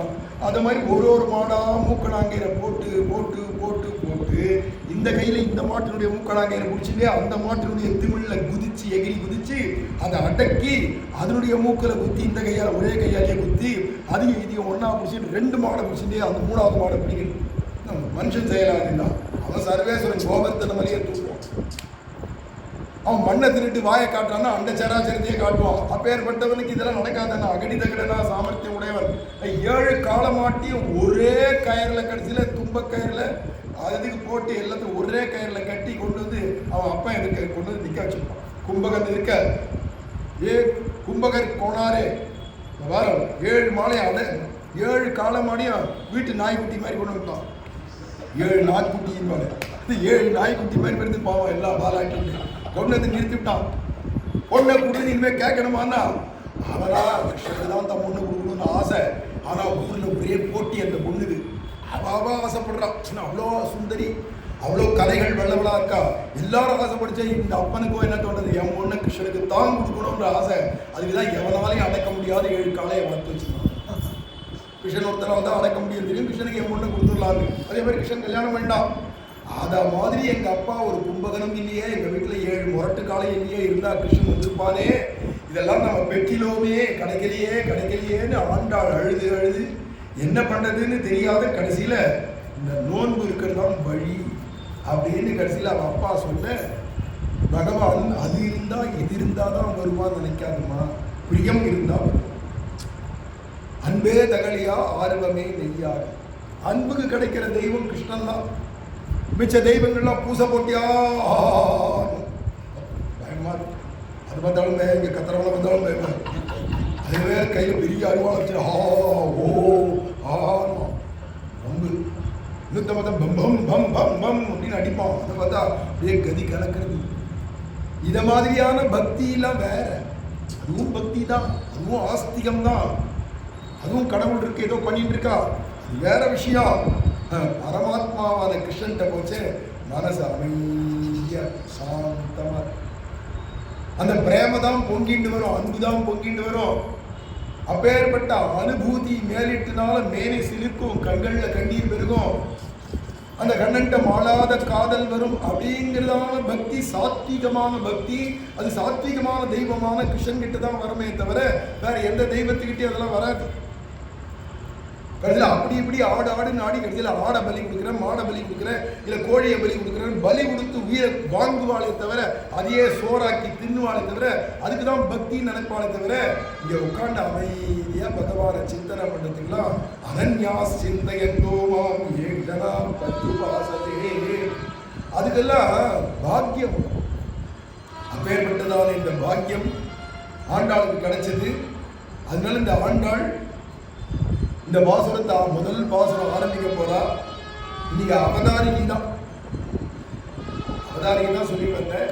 பாவை நோன்பு எதுக்காக எப்படி ஆண்டாள் ஆரம்பிச்சான்றதும் ஆண்டாளுடைய வைபவத்தையோ அதுக்கு முன்னாடி இருக்கிற கல்யங்கள் அந்த ஸ்லோகம் பாசுரங்களுக்கெல்லாம் விளக்கம் கொடுத்தனே தவிர நாளையிலேருந்து தான் பாசுரங்கள் ஒரு நாளைக்கு 2 பாசுரத்துக்கோ 3 பாசுரத்துக்கோ வியாக்கியானம் விளக்கங்கள் சொல்லிட்டே போறதா இருக்கும். 6:30 மணிக்கு சரியாக ஆரம்பிச்சிருவோம், 8:30 மணிக்கு முடிஞ்சிடும். அதை எல்லாரும் வராதவாளெல்லாம் கூட அழைச்சிட்டு வந்து எல்லாரும் கூடி இருந்து கூடலாம் அப்படிங்கிற சொல்லிக்கிறேன்.